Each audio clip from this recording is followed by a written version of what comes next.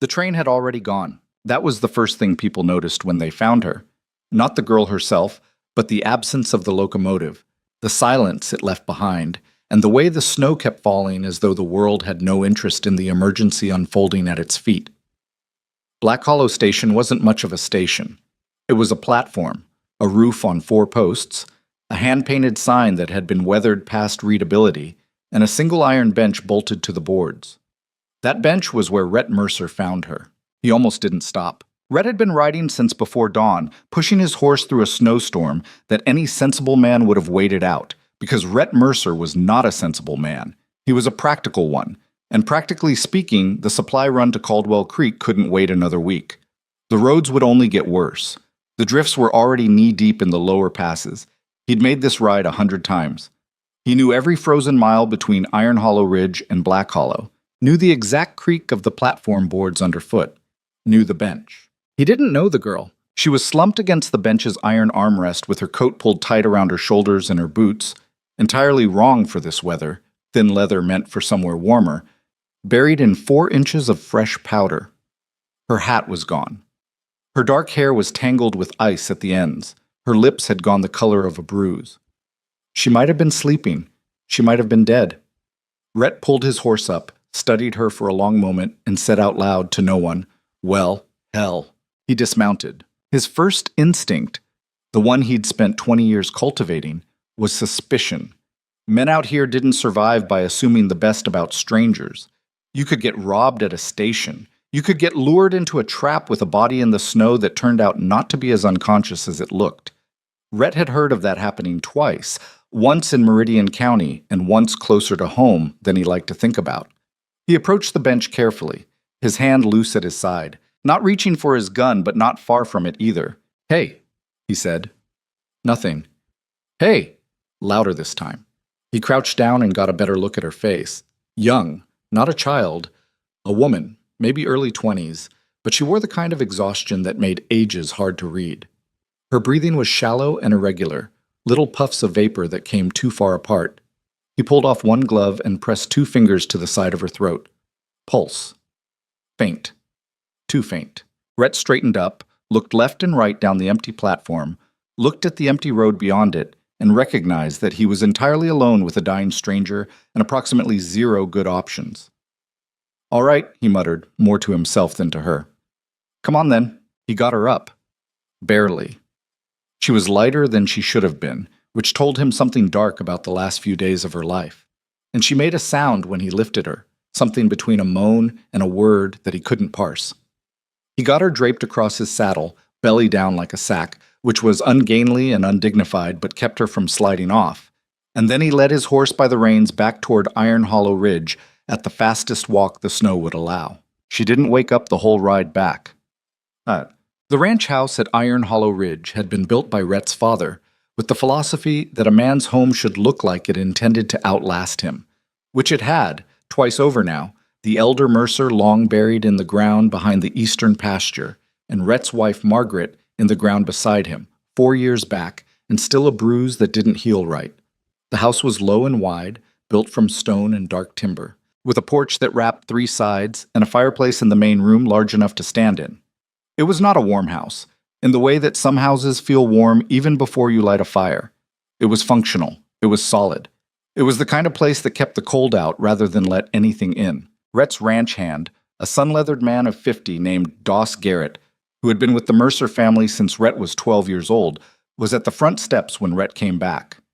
"That's not supplies," Doss said. "Sharp eye." Rhett handed him the reins. "Get her inside, 2nd bedroom."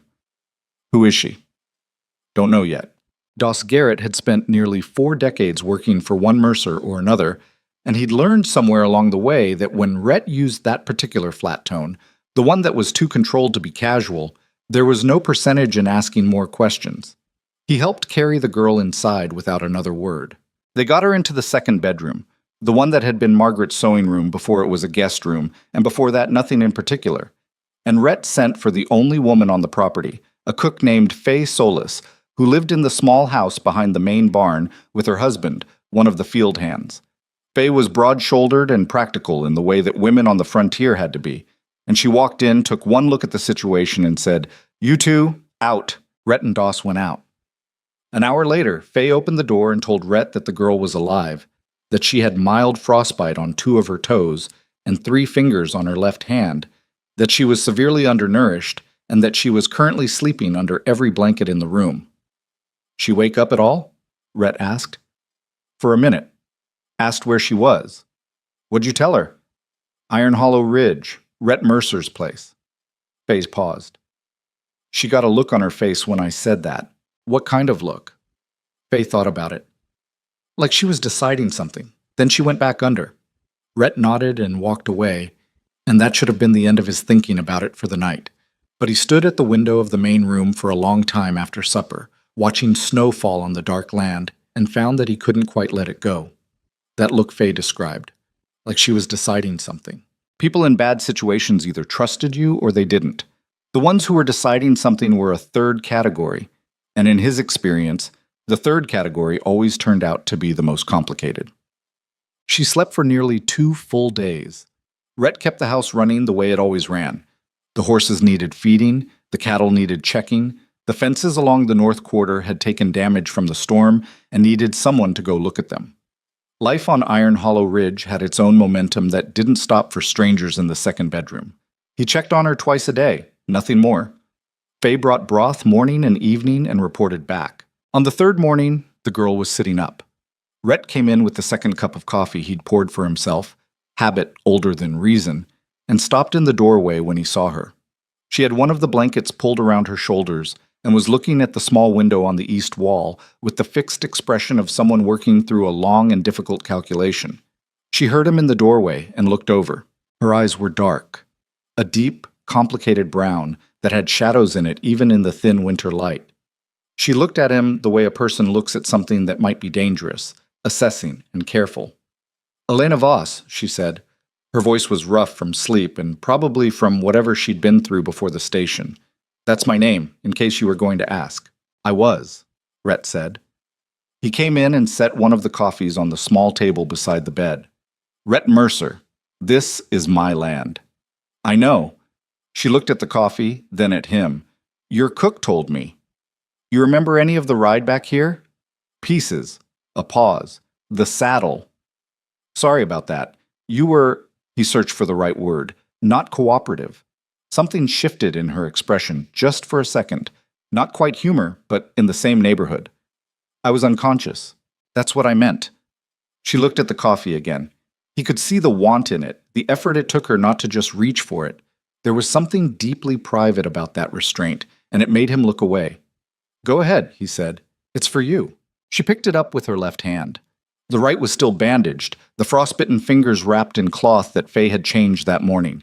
She held the cup with both palms and didn't drink yet, just held it, and Rhett understood that she was warming her hands first, and that she'd learned to appreciate that kind of warmth through its absence.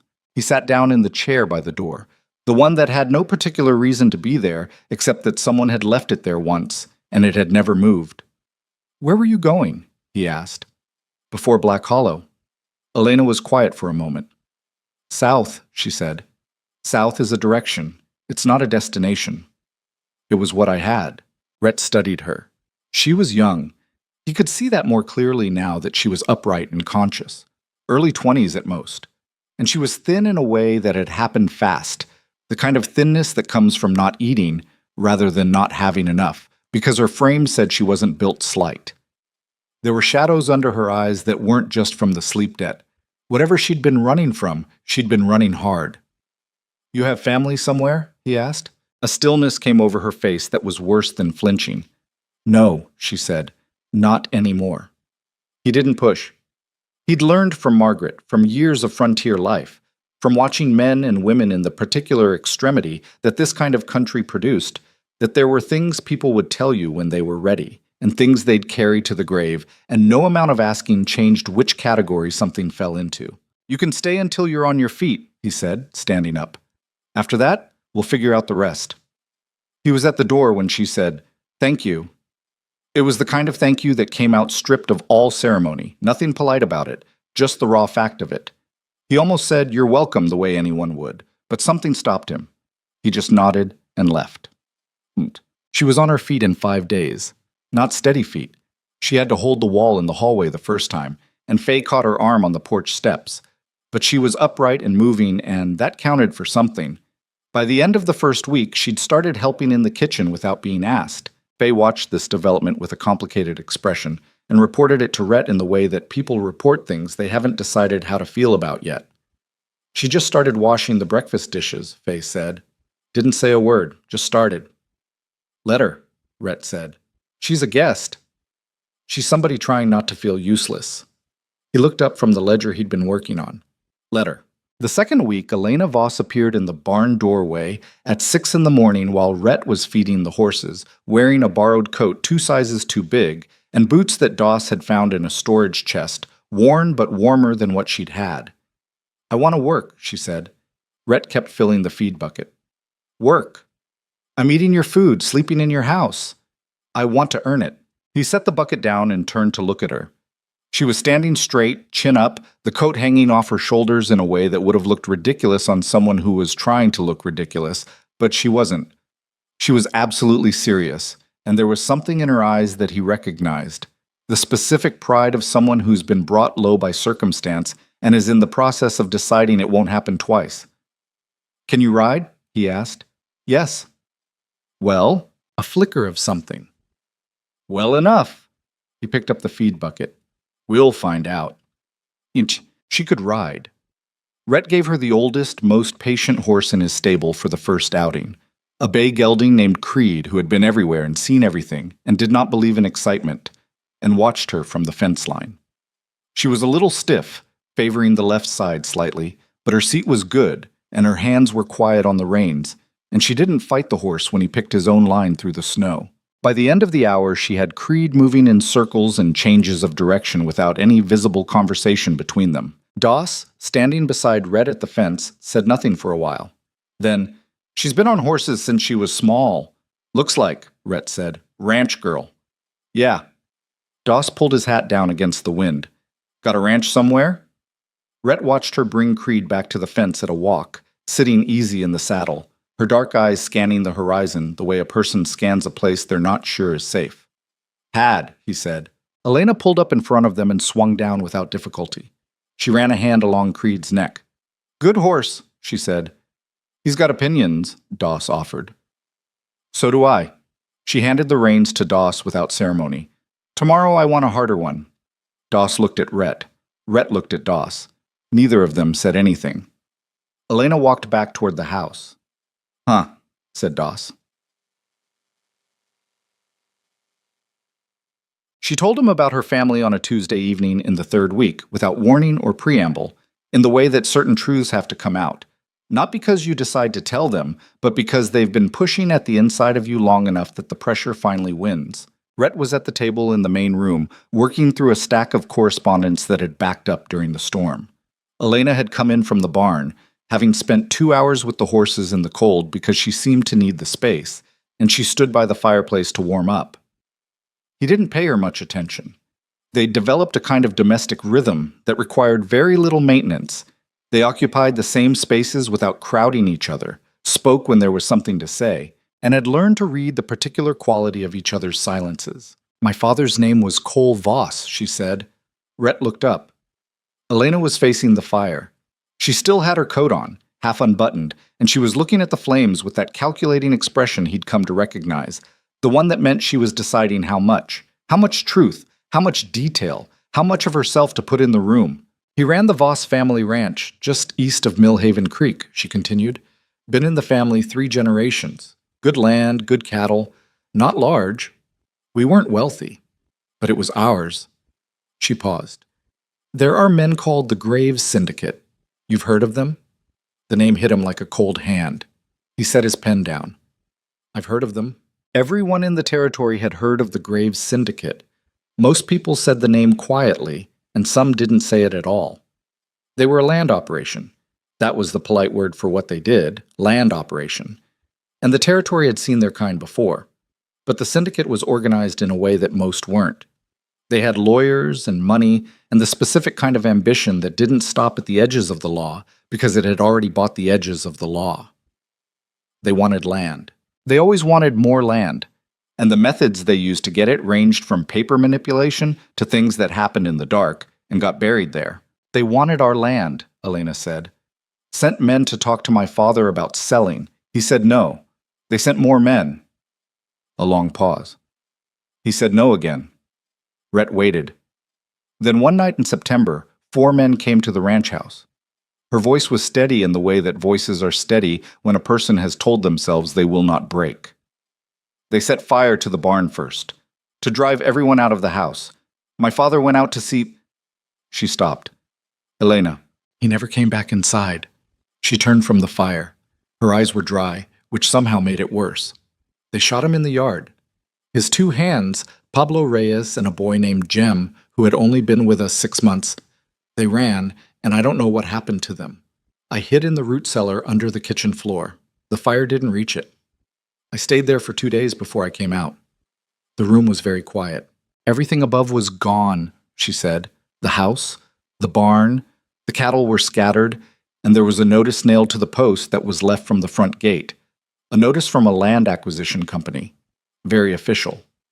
Very legal looking. Saying the land had been transferred to a holding entity associated with the Graves Syndicate for non-payment of a debt my father had never contracted. They fabricated a debt, Rhett said. They fabricated a debt, she said, after they murdered him. Rhett was quiet for a moment. He picked up his pen and then set it down again. You went to the law. I went to the town marshal in Mill Haven. He told me these were civil property matters, and he had no jurisdiction.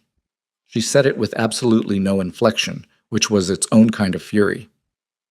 I went to the county seat. The sheriff there said the same thing, different words.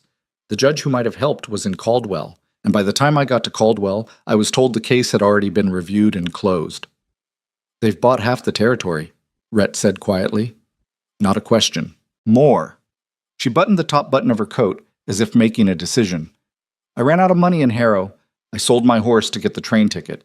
I don't know why I bought it to Black Hollow specifically. I don't know what I thought I was going to do when I got there. She looked at him directly. And then your horse found me on a bench in the snow. My horse, Rhett said. You were following him. It was the first thing approaching a joke she'd said since she arrived, and it was so dry he almost missed it. He looked at her for a moment. What was your father's brand? He asked. She told him, the Voss cattle mark, a V with a second line through the bottom, that she'd watched her father press into iron and into hide since she was small enough to sit on a fence post. She described it with the kind of precision that only came from having seen a thing so many times it lived in the muscle memory of your eyes. Rhett nodded slowly. I've seen that brand on cattle that came through the auction in Caldwell 2 months ago, he said. Sold to a buyer from the east. The paperwork said they came from a liquidated estate. The color went out of Elena's face. They took everything, Rhett said, and then they sold it. Yes, she said. And then, I am going to get it back. He looked at her. She was 5'4" in borrowed boots, 12 pounds underweight, with frostbitten fingers on one hand and a story that would get most people's sympathy and nothing else. And she had said, I am going to get it back the way a person states the temperature outside. Not a wish, not a threat, not a prayer. A plain fact about the future. He picked up his pen. All right, he said. All right? All right. He went back to his correspondence. We'll talk about what that looks like. What it looked like in those early weeks was work. Elena's thirst for capability was one of the most determined things Rhett had ever watched up close, and that was saying something, because he'd spent a lifetime watching capable people. She worked with Doss in the mornings, fences, feeding, the endless small maintenance that a ranch demanded, and she worked with the horses in the afternoons, and what had started as hesitant competence became something harder and more certain by the week. She was not a natural rider in the sense of someone born to it. She was the better kind, which was someone who had worked at it long enough that it looked natural, who had fallen off enough times and gotten back up enough times that the confidence wasn't brittle. Shooting was different. She came to it with zero pretense. I know how to fire a rifle, she told Rhett when he asked. My father taught me, but I'm not accurate. I'm not trained. She said this without embarrassment, which he appreciated. Overconfidence was how people got killed. They started with targets, tin cans on fence posts, 50 yards, then 100. And she was right. She was not accurate. Not at first. She flinched on the shot, which was the most common error, and also the most stubborn, because it was the body's honest response to an explosion 6 inches from your ear, and overriding it was a matter of repetition and will. She had plenty of will. The repetition took 3 weeks. "Stop," Rhett said, standing behind her, watching her line up on a can at 80 yards.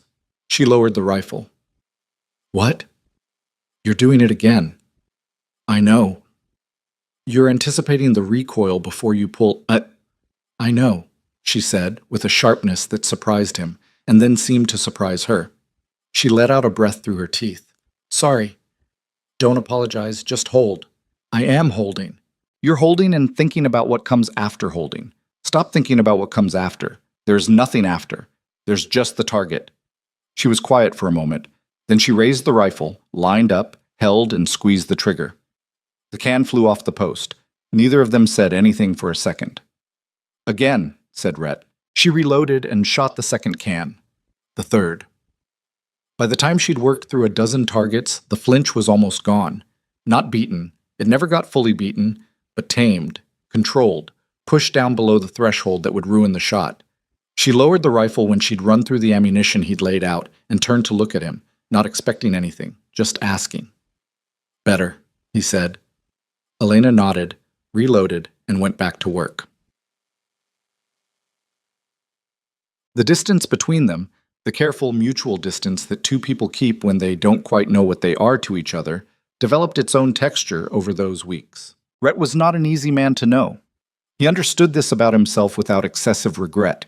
He'd had Margaret for 16 years, which was enough time to learn that he was better in action than in words, that his silences were more reliable than his attempts at comfort, and that the people who had managed to put up with him had done so by understanding this. He missed her in ways that were so specific they couldn't be articulated. The precise sound of her laugh at things that weren't quite funny, the way she always fell asleep before he did, the arguments they'd had about the same 2 or 3 things for a decade and a half without resolution. He didn't miss the idea of her. He missed her, the specific and irreplaceable person, and the grief that came from that kind of loss didn't fade the way people said it would. It just changed shape. Elena, for her part, was not someone who asked for more than she'd been offered.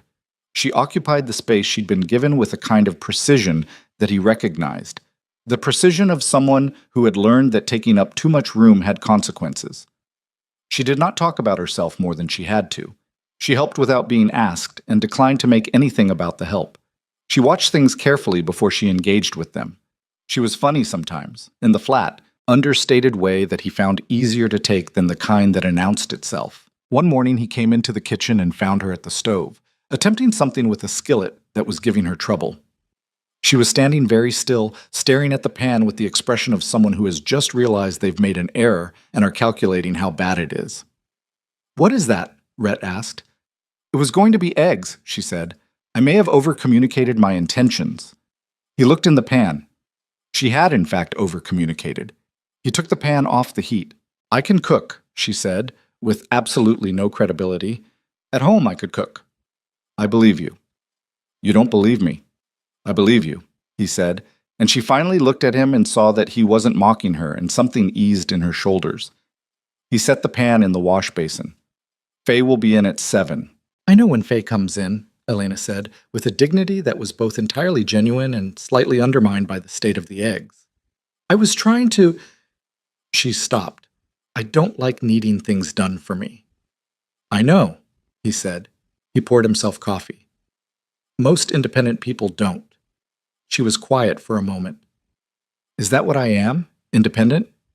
I was going to say stubborn, but yes. It surprised her into something that was almost a real laugh. Not quite, still held back, but almost. He filed it away without examining it too closely. Spring made its first tentative appearance in mid-March. A few degrees of warmth that the wind hadn't earned yet, mud on the road where the frost broke, the reluctant return of color to the ridgeline. The ranch came alive with the kind of work that winter had been delaying, calves born in the night, fences to ride, machinery to service after months of cold had done its damage to metal and rubber and wood. Elena rode fence line now without anyone alongside her. She knew the north quarter, the east boundary, the creek crossing near the old Hanford property line. She'd learned to read the land the way you learn to read a language, not all at once, but word by word until the sentences started making sense. She was also practicing her shooting every single morning, without fail, in the early light before the workday started. Rhett noticed this and said nothing. What he noticed more than the shooting, in the way you notice things you're not looking for, was that she'd started looking at the horizon differently. Not with the unfocused anxiety of someone who didn't know what was coming, with the measured, specific attention of someone who did know and was calculating for it. One evening, she came to the table where he was working and set a piece of paper in front of him. On it, she had drawn, from memory, a map. It wasn't a rough map. It was precise. Distances indicated, landmarks noted, property lines drawn from memory with the kind of detail that only came from having grown up walking the land. The Voss family ranch, the neighboring properties, the roads that connected them, the locations of Graves' syndicate holdings marked in a different hand, heavier pressure. I've been tracking the syndicate's land movements through the newspapers that come through Caldwell, she said. They've acquired 6 additional properties in the last 8 months, 3 by purchase, 2 through that same debt scheme, 1 through a boundary dispute that somehow ended in their favor before the court case was 6 weeks old. Rhett studied the map. It was a very clear picture of a cancer spreading through a body. "What are you thinking?" he asked. "I'm thinking it doesn't stop," she said. "Not on its own. Not through courts. Not through marshals who've been bought." She put her finger on Iron Hollow Ridge on her map. "They'll come here eventually, not because of me. Because you're in the way of what they want." He looked at her. "So I'm not just asking this for myself," she said. She held his eyes with hers, and she was absolutely steady. "They're coming either way. I'd rather meet them knowing something about who they are and how they work." Rhett looked back at the map for a long moment. Then he said, "What do you know about where the syndicate keeps its records?" Elena sat down across from him. "Tell me what you know about a man named Craddock," she said. Rhett's jaw tightened. She had done her homework. "How do you know that name?" "Because he's the one who handed my father's land over to the syndicate," she said. "He's their man in the county seat. He's got a county official seal and the integrity of a hired rat." Rhett was quiet for a moment. Then he leaned back in his chair and looked at the ceiling, and he thought about Margaret, who had looked at him once, 15 years back, when they were talking about some trouble or other. He couldn't even remember what now, and said, "Rhett, the people who are afraid of everything end up losing everything anyway. You might as well stand for something while you've still got your feet." "All right," he said. He reached out and turned her map so he could see it better. "Show me everything." She leaned in over the paper, and they talked until past midnight, and the fire burned down to coals. And outside, Iron Hollow Ridge lay still in the early spring dark, unaware of what was beginning. The first serious trouble arrived in April on the back of a Graves man named Foster Kane. He'd been asking around at the feed store in Caldwell, so Rhett heard about it through the feed store's owner, a reliable man named Whitby, who owed Rhett several years' worth of fair dealing, asking whether Rhett Mercer had any unusual visitors at the ridge this winter. The description he gave the feed store owner was accurate enough to have come from someone who knew what they were looking for. They knew Elena was alive. Rhett told her at supper. He watched her face when he said it, and she didn't flinch, which was either courage or the particular kind of numbness that comes from having been afraid long enough that the fear has burned itself to something harder. "How did they find out?" Doss asked. He was at the table too, which was a statement of how serious this was. Doss ate with the family only when things were being decided. "Could be anything," Rhett said. "Someone at the station saw her, someone at a town between Millhaven and here, someone who knew the family and heard she'd survived." He paused. "Doesn't matter how. What matters is they know." Elena was quiet for a moment, then she said, "They'll send someone to confirm." "Already done," Rhett said. "Kane was the confirmation. He's gone back now." He set down his fork. "What comes next will be more direct." Elena looked at her plate, then back at him. "I should go," she said. Flat, not asking permission, just stating a fact she was examining. "I shouldn't bring this to your door." "Little late for that," Doss said. "Doss," Rhett said. "I'm not being callous," Doss said. "I'm being accurate. They know she's here. Moving her doesn't unring that bell." Rhett looked at Elena. She was doing that thing with her eyes, looking at some middle distance where she was working something through, and he'd learned to wait for it. After a moment, she came back. "Then we don't run," she said. "No," Rhett said. "We prepare." "Yes." She picked up her fork. Tell me about the North Quarter, she said. The terrain there, the sight lines, the... Elena. She looked at him. Eat your supper first, he said. She looked at him for a moment longer, and something moved through her expression. Relief, maybe, or the specific and strange comfort of someone who has been carrying something alone for so long that having another person put their hands on it feels like the ground coming up to meet your feet. Then she looked back at her plate. Yes, she said, and ate. 3 weeks later, one of the Graves men made it onto Iron Hollow land. He came through the east fence on a gray horse with no markings, which was not subtle but wasn't meant to be. They weren't sending scouts anymore. They were sending messages. He was big, broad-shouldered, with a gun on each hip and the particular confidence of a man who'd never had anyone push back effectively. Elena was the one who found him. She'd been riding fence line in the late afternoon, and she came around a copse of cedar, and there he was, sitting his horse at the middle of the Mercer land like he owned it, looking at the ridge and the house and the barns with professional assessment. He looked at her when she came out of the cedars, and he smiled. Well, he said, Elena Voss. She had the rifle across her saddle. Not pointed, not yet. You're on private land, she said. So I am. He didn't move. Mr. Graves wanted me to give you a message. I'm not interested in Mr. Graves's messages. That's all right. You'll hear it anyway. He reached into his coat, and she raised the rifle, and he stopped. He showed her an empty hand. Easy. It's just a paper. Put it on the ground, she said, and ride back the way you came. He looked at the rifle. He was a professional, and professionals made assessments. He studied her for a moment, the steadiness of the barrel, the set of her shoulders, the fact that she was not scared, or if she was scared, it was not reaching her hands. And something in his calculation shifted. He dropped the paper in the snow. He touched his hat, still smiling. Be seeing you, he said. Not on this land, she said. He turned his horse and rode back toward the east fence. Elena waited until he was over the fence line, then swung down and picked up the paper. It was a letter. A legal letter. From a land acquisition firm, very official, very well produced, informing Rhett Mercer that the Graves Syndicate was prepared to offer a generous price for Iron Hollow Ridge, and that he was invited to discuss terms at his earliest convenience. She brought it back to the house and put it on Rhett's table without a word. He read it. She watched his face. He had a way of going very still when he was angry, the opposite of most men, who showed it in motion, and he went very still now. Then he folded the letter carefully and set it on the edge of the table. Well, he said. Yes, she said. The word hung in the air between them, carrying more weight than it should have, full of the thing that had been building since March, since the map on the table, since the first morning she'd picked up his rifle and pointed it at a tin can and missed, the weight of what was coming. How's your shooting? He asked. Better than it was, she said. Good, said Rhett Mercer, and he reached for his pen. Part 2. A survivor forged into steel. The letter from the Graves Syndicate sat on the edge of Rhett's table for 2 days before he burned it. Not in the fireplace.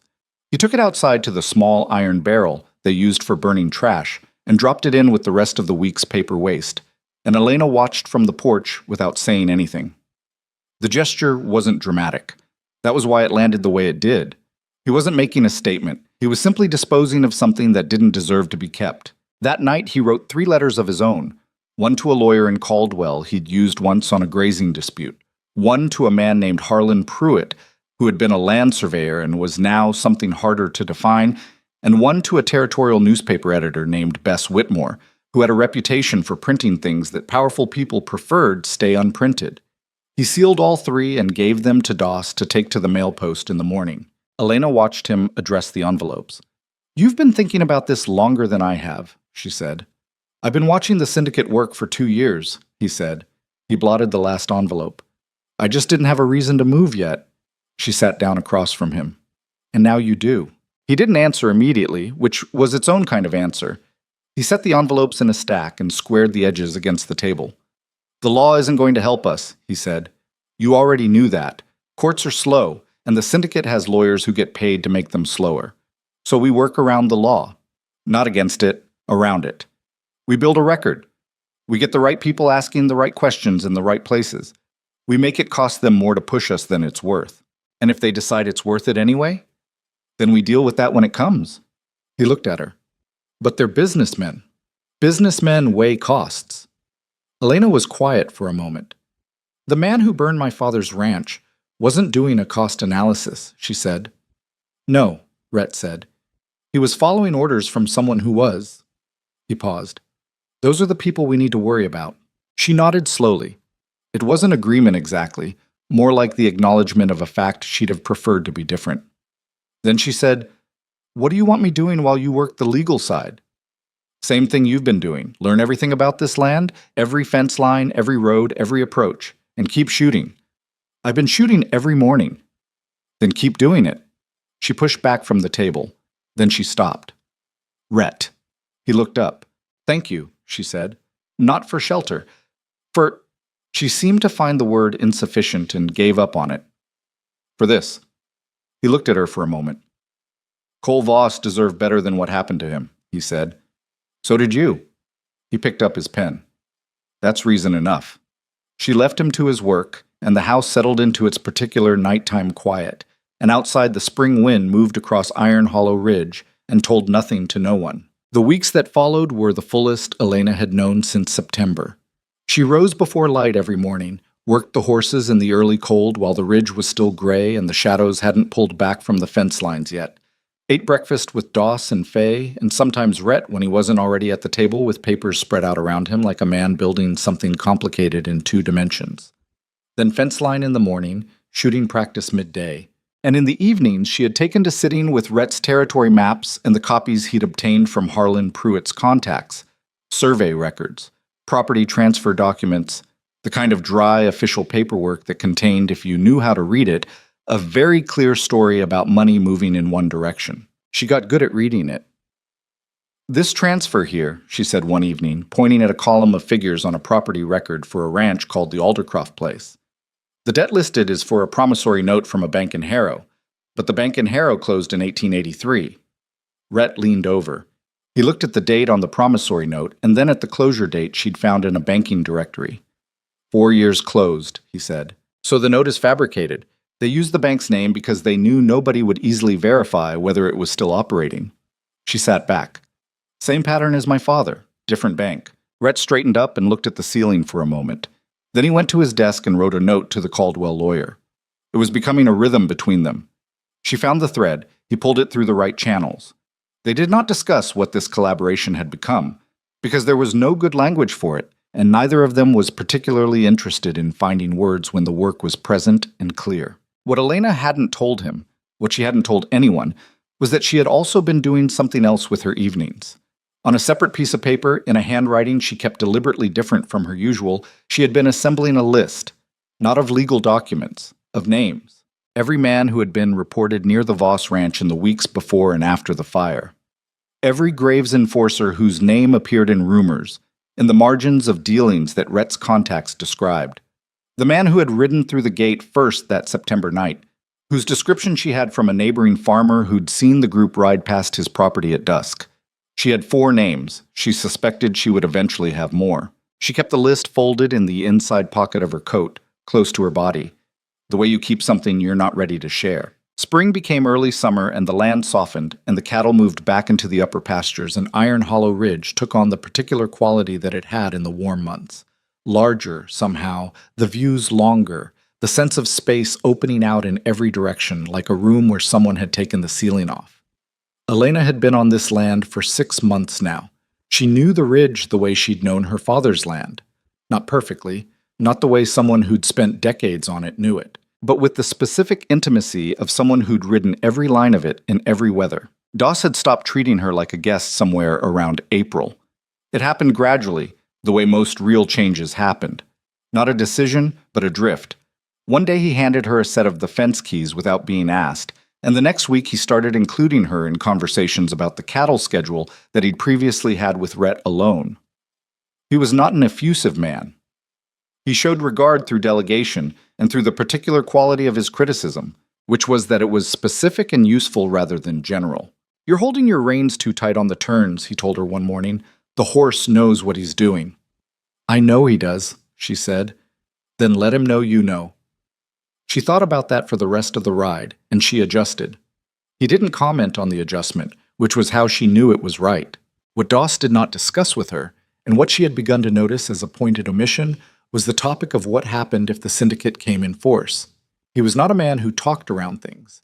His usual mode was blunt directness, so the silence was deliberate. She thought she understood it. There was a particular kind of man who would help you prepare for a fight and not mention the fight itself, because mentioning it made it real in a way that was different from simply readying for it. And maybe he wasn't ready for it to be real. She respected that without saying so. In June, two things happened within the same week. The first was that Bess Whitmore, the newspaper editor in Caldwell, published a piece in her territorial gazette about property transfers in the Southern Land Corridor. She didn't name the Graves Syndicate directly. It was that kind of careful, legally protected journalism that pointed at everything without touching it. But she named several of the holding companies they operated through, and she named the debt scheme. And she quoted two ranchers who had gone through the process and survived to describe it. The piece was picked up in the larger regional paper out of Meridian. Rhett read both versions and said nothing for a long time, and then he said, "First brick, one brick doesn't build anything," Elena said. "No," he agreed, "but you have to start somewhere." The second thing was that one of the Graves men came back to Iron Hollow. This was not the broad-shouldered one who'd sat in the east pasture with the letter. This was different. A lean man, not particularly noticeable in any direction. The kind of person who could walk into a room and back out again and leave no clear impression behind. Elena spotted him because she happened to be on high ground, checking a fence on the ridge crest. And she saw him below on the road that ran along the south boundary. Not on Mercer land, not technically, but on the road, watching the property with the patient attention of someone counting things. She noted the time and went back to the fence check because panicking would not tell her anything useful. When she got back, she told Rhett what she'd seen. He was quiet for a moment. "Counting hands," he said. "Getting a sense of how many people are here." "How many people are here?" He thought about it. "Me, you, Doss, Faye and her husband. 3 field hands." He paused. "Not many." "No," she said. "I've been thinking about that." He stood up and moved to the window. It was an unconscious habit she'd noticed. When he was working through something difficult, he needed a frame around the outside world, like seeing the land helped him think about it. There are 3 other ranches in the valley that haven't sold to the syndicate yet. Cullen Brothers' place, the Moreau widow, Old Man Packard, though Packard has been talking about selling anyway. He turned back. The Cullens have 5 men. Clara Moreau has her 2 sons and 2 hands. "You want to talk to them?" "I've been talking to them, informally." He sat back down. "The question is whether they'll put skin in the game." "Why wouldn't they?" "Because it's easier to hope the problem doesn't reach you than to invite it closer by fighting back." He said it without bitterness, just the flat accuracy of long experience. Most people will wait until they have no other option. Elena thought about her father, about the fact that he'd said no to the syndicate twice, and probably believed each time that they would accept it, that they would move on, that the problem would make itself smaller. "I waited," she said, "in the root cellar, 2 days." "I know. It didn't get smaller." "No," Rhett said. "It doesn't." She looked at him. "I'll talk to Clara Moreau," she said. He raised an eyebrow. "What makes you think she'll listen to you and not me?" "Because I'm a woman who lost her family's land and I can tell her what it looks like from the inside," Elena said. "You can tell her it's coming. I can tell her what arrives." Rhett was quiet for a moment. "All right," he said. Clara Moreau was 53 years old, a French woman by birth who had come to the territory with her husband 25 years back and stayed when he died, which was the kind of decision that told you most of what you needed to know about her. She received Elena on the porch of the Moreau Ranch with a pot of coffee and the expression of a woman who had lived long enough to know when she was being told something important. Elena told her everything. Not the way she'd told Rhett, not over weeks and in pieces, and with careful calibration of what to reveal, but all of it, straight through, sitting in a chair on Clara Moreau's porch with the summer afternoon spreading out below them and the grass moving in a light wind. Her father, the fire, the root cellar, the 2 days, the forged debt, the marshal who wouldn't listen, the judge whose case was closed before she arrived. All of it, Clara listened without interrupting. When Elena finished, Clara drank her coffee. She looked out at her land, the pastures, the barn, the fence lines that her two sons had ridden since they were children. Then she looked at Elena. "My husband built this by hand," she said. Her English was precise and careful, the French underneath it more ornament than accent. "He built it from nothing. When he died, I told my boys, 'This is what your father made, and you will not let it go.'" She paused. "The Graves men came to me in March. I sent them away." "They'll come back," Elena said. "Yes." Clara set down her cup. "What do you need from me?" Elena told her. She told the Cullen brothers the same story 3 days later, sitting across a table from two men who were nothing alike except in their stubbornness, which was so identical you could have used a ruler on it. They asked harder questions than Clara. They wanted numbers, probabilities, specifics about what the syndicate was likely to do, and on what timeline. And Elena answered what she could and didn't pretend when she couldn't. By the end of the conversation, she'd earned something that wasn't quite commitment, but was closer to it than she'd had when she walked in. She came back to Iron Hollow in the evening with the particular tiredness of someone who has spent all day doing something that matters and has done it well. Doss was on the porch when she rode in. "Moreau and the Cullens?" he asked. "Moreau is in," she said, swinging down. "Cullens are thinking." "The Cullens think slow, but they decide right," Doss said. He took her horse's reins. "Rhett's inside. He's got news." She went in. Rhett was at the table, which was normal, but he was not working, which was not. He was sitting with his hands flat on the table, looking at nothing in particular, which was the expression she'd come to recognize as the aftermath of having received information and not yet decided what to do with it.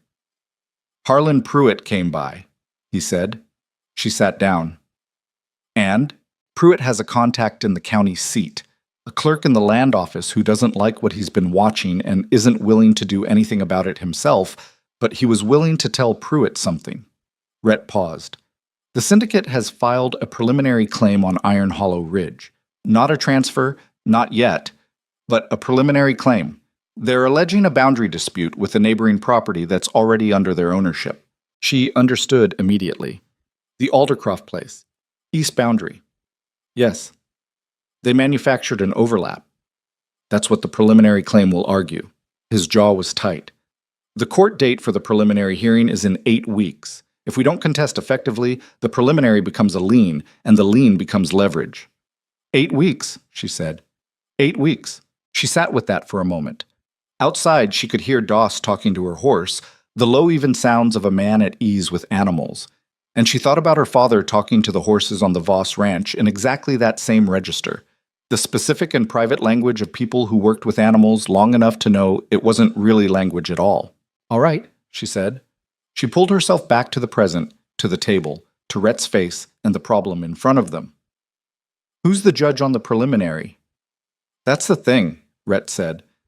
"It's a circuit judge named Aldous Fenn. He rotates through every 14 weeks. He met her eyes. "Pruitt says Fenn isn't syndicate." It took a moment for that to land. When it did, something loosened in her chest that she hadn't known was clenched. "An honest judge," she said. "A cautious one, which isn't the same thing, but it's more than we've had." He tapped the table. "We have 8 weeks to build a case that a cautious man can look at and decide to act on." "What do we need?" "The forged promissory note documentation. The closed bank records I sent to Caldwell last week. The survey discrepancy in the east boundary. Pruitt is already pulling the original survey. He says it doesn't match what the syndicate filed. And ideally, testimony." He paused. "Someone with direct knowledge of the syndicate's methods, who's willing to stand in front of a judge and say so." Elena thought about the 2 ranchers Bess Whitmore had quoted in her newspaper piece. She thought about Clara Moreau, sitting on her porch with her coffee. She thought about the list in her inside pocket. "I can get you testimony," she said. "Elena?" "I can get it." She held his eyes. "The people who've been hit by this are still alive. Some of them. They didn't go to the law because the law was useless, not because they have nothing to say." She leaned forward. "Give me 3 weeks." He studied her face for a moment. Then he said, 3 weeks. She had 2.5. What she did in those weeks was methodical and not glamorous. She rode to 4 ranches, 2 of them half a day's travel, And she sat at 4 different tables and had 4 versions of the same conversation, and 3 of them ended with a piece of paper signed and witnessed that documented what the holder had seen and experienced and was prepared to state under oath. The 4th ended with a man who was afraid for his family and couldn't be persuaded, and she understood that and thanked him anyway, and rode back with the empty ride sitting in her chest like something she needed to work through. She got 4 pieces of testimony from 3 signatories in the Whitmore articles. It wasn't a fortress, but it was a wall. She also, during those 2.5 weeks, had an encounter that changed the temperature of everything. She was 3 miles from the Cullen brothers' ranch, on a road through scrub timber, when she became aware that she was being followed. Not in the vague way you sometimes felt followed in open country, specifically deliberately followed. She caught the sound of another horse 100 yards back, the same pace, stopping when she stopped. She did not increase her speed. She chose the next bend in the road, passed around it, and dismounted quickly, tying her horse to a tree branch and moving into the scrub on foot to put herself to the side of the road with a clear view of who came around that bend. What came around the bend was the lean man, the one she'd spotted from the ridge crest, counting workers in the south pasture. He came around the bend and found her horse on the road with no rider, and she watched him pull up and study the situation with professional attention. He was looking for her. He hadn't found her yet. She was 15 feet to his left, in the trees, with the rifle across her forearm. "That's close enough," she said. He moved his head, but not his hand. He found her in the tree line with his eyes, which was quicker than she'd expected. And his assessment happened fast, and then he went still. "Miss Voss," he said. His voice was flat and careful. "You've been watching Iron Hollow," she said. "Why?" "I'm just traveling. On a road that goes nowhere except the Mercer property and the Cullen Ranch." She kept the rifle easy, not aimed, but not far from it. "Who sent you?" He didn't answer. "I know who sent you," she said. "I'm asking so I understand whether you make decisions or carry them." Something shifted in his expression, just slightly. Irritation, maybe, at the accuracy of the distinction. "I carry messages," he said. "Then here's mine. Tell whoever sent you that we know about the preliminary claim. Tell them we know about the Aldercroft boundary fabrication. Tell them we have the original survey documentation, and we have witnesses, and we have a court date in 8 weeks with a judge who was not purchased." She paused. "Tell them that if they want to negotiate, they can send a lawyer to Caldwell and talk to ours. Tell them if they send anyone else onto this land, I will stop asking questions first." The lean man looked at her for a long moment. He was calculating, she could see it. Not bravado, not fear, just the clean arithmetic of someone who understood situations and what they contained. He looked at the rifle. He looked at her face. "All right," he said. He turned his horse and rode back the way he'd come. She stood in the tree line for a while after he was gone, until the sound of his horse disappeared into the distance and the road was empty, and the birds in the scrub timber went back to their own concerns. Her hands were not entirely steady, which she would not have admitted to anyone, and the steadying took its own time. She rode back to Iron Hollow and told Red about it at dinner. He listened without interrupting, and when she finished, he was quiet for a moment. Then he said, "You told him we have a judge." "Yes." "You told him we have testimony." "Yes." He turned his cup in his hands. "If they have anyone in the Caldwell courthouse—" "They probably do," she said. "They were going to find out eventually. I wanted them to find out from me." She met his eyes. "I wanted them to know we're not hiding." Rhett was quiet for another moment. Doss at the end of the table said nothing, but he was watching Elena with an expression that was new. Not the guarded interest of the early weeks, not the measuring look of someone assessing a newcomer. Something closer to respect. "That was a risk," Rhett said finally. "Yes," Elena said. "It was. A calculated one." "I try." He looked at her for a moment longer, then looked back at his plate. "Doss," he said, "in the morning, I want you and 2 of the field hands to start cutting the trenches along the north approach I marked last week." Elena looked up. She knew what the north approach trenches meant. They'd discussed it, she and Rhett, in the theoretical register of people planning for a contingency. They hadn't moved to actual digging. "You think they'll come?" she said. "I think when a man with good arithmetic tells his boss that the people they're trying to push have a judge and witnesses and no intention of running," Rhett said, His boss has to decide whether to back off or escalate. He looked at her. What would you do if you were Graves? She thought about it honestly. Escalate, she said. Because backing down tells every other property you haven't taken yet that it's possible to resist. Yes, Rhett said. So we dig. The summer evening came down around Iron Hollow Ridge like a thing settling in for the long term, and the ranch went on with its particular life. The horses in the paddock, the cattle in the upper pastures, the kitchen light warm in the window. And underneath all of it, a preparation that had no ceremony, just two people and a handful of allies moving steadily toward something that was coming, whether they moved toward it or not. Elena went out to the porch after dinner and stood in the dark for a while. The ridge was visible against the sky. The same ridge she'd ridden 100 times now. The one that had been foreign and cold and enormous when Rhett brought her here frozen and half gone, and was now something she would have been hard-pressed to name exactly, but knew with a certainty that had nothing to do with any paper or legal claim. She put her hand in her inside pocket and felt the folded paper there. The list of names. She left it where it was and went inside to sleep. The trenches took 4 days to cut. It was hard work even in summer. The ground along the north approach was threaded with rock just below the topsoil, and the picks rang against stone half the time they swung. Rhett worked alongside the hands without making a point of it, which was the only way he knew how to lead. Not from behind a desk while other men bled their hands on iron tools, but in the ground beside them, shirts soaked through by mid-morning, back aching by afternoon. Elena worked the second shift each day, taking over from one of the field hands when his hours were done, because she had insisted on being part of it, and Rhett had learned that insisting back was a waste of energy that could be used on the trench. Doss drove fence posts along the high ground above the north approach and strung wire between them in overlapping lines, not to stop anything. Wire didn't stop men on horseback, but to slow them, to funnel them into predictable lines, to reduce the chaos that was the enemy's friend. Elena watched the wire go up and thought about the root cellar under the kitchen floor of a house that no longer existed, and the way 2 days in the dark changes a person's understanding of what preparation is for. The court date arrived before the violence did, which was the only mercy in a season that wasn't offering many. Rhett and Elena rode to Caldwell together on a Tuesday morning in late July, leaving Doss in charge of the ranch with instructions that were thorough and calm and communicated none of the weight pressing on the back of Elena's sternum the whole ride down. The Caldwell lawyer, a precise, dry-humored man named Henry Castle, who wore the same suit every time Elena saw him and had a mind like a steel trap, met them at the courthouse steps with a folder of documents under one arm and the expression of a man who had done what he could and was not making promises about how it would go. Judge Fenn reviewed the preliminary filing yesterday, Castle told them, climbing the steps. He's asked the syndicate's lawyers for the original boundary survey documentation. They'll have produced something, Rhett said. They have. It's a survey dated 1879, signed by a surveyor named Clement Briggs. Castle paused at the courthouse door. Clement Briggs died in 1876.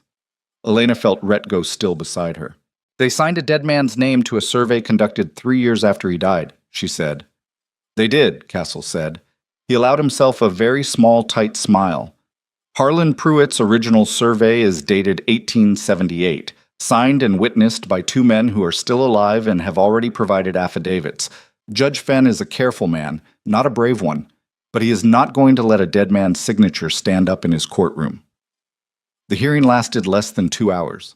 Elena sat in the gallery behind Castle and Rhett and watched Judge Aldous Fenn, a thin man of 60 with a gray beard and the precise posture of someone who had spent decades deciding to take up as little space as possible, work through the documentation with the methodical focus of a man diffusing something.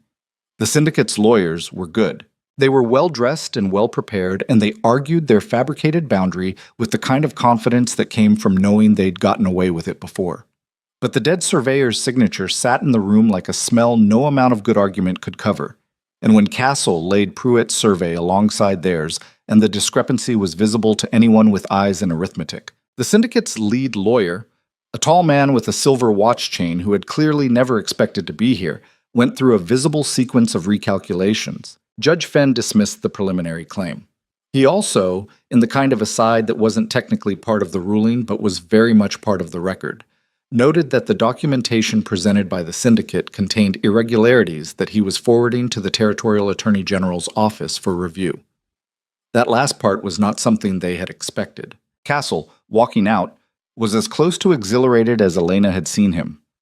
"The Attorney General review is a long shot," he said, keeping his voice down. "But it creates a file.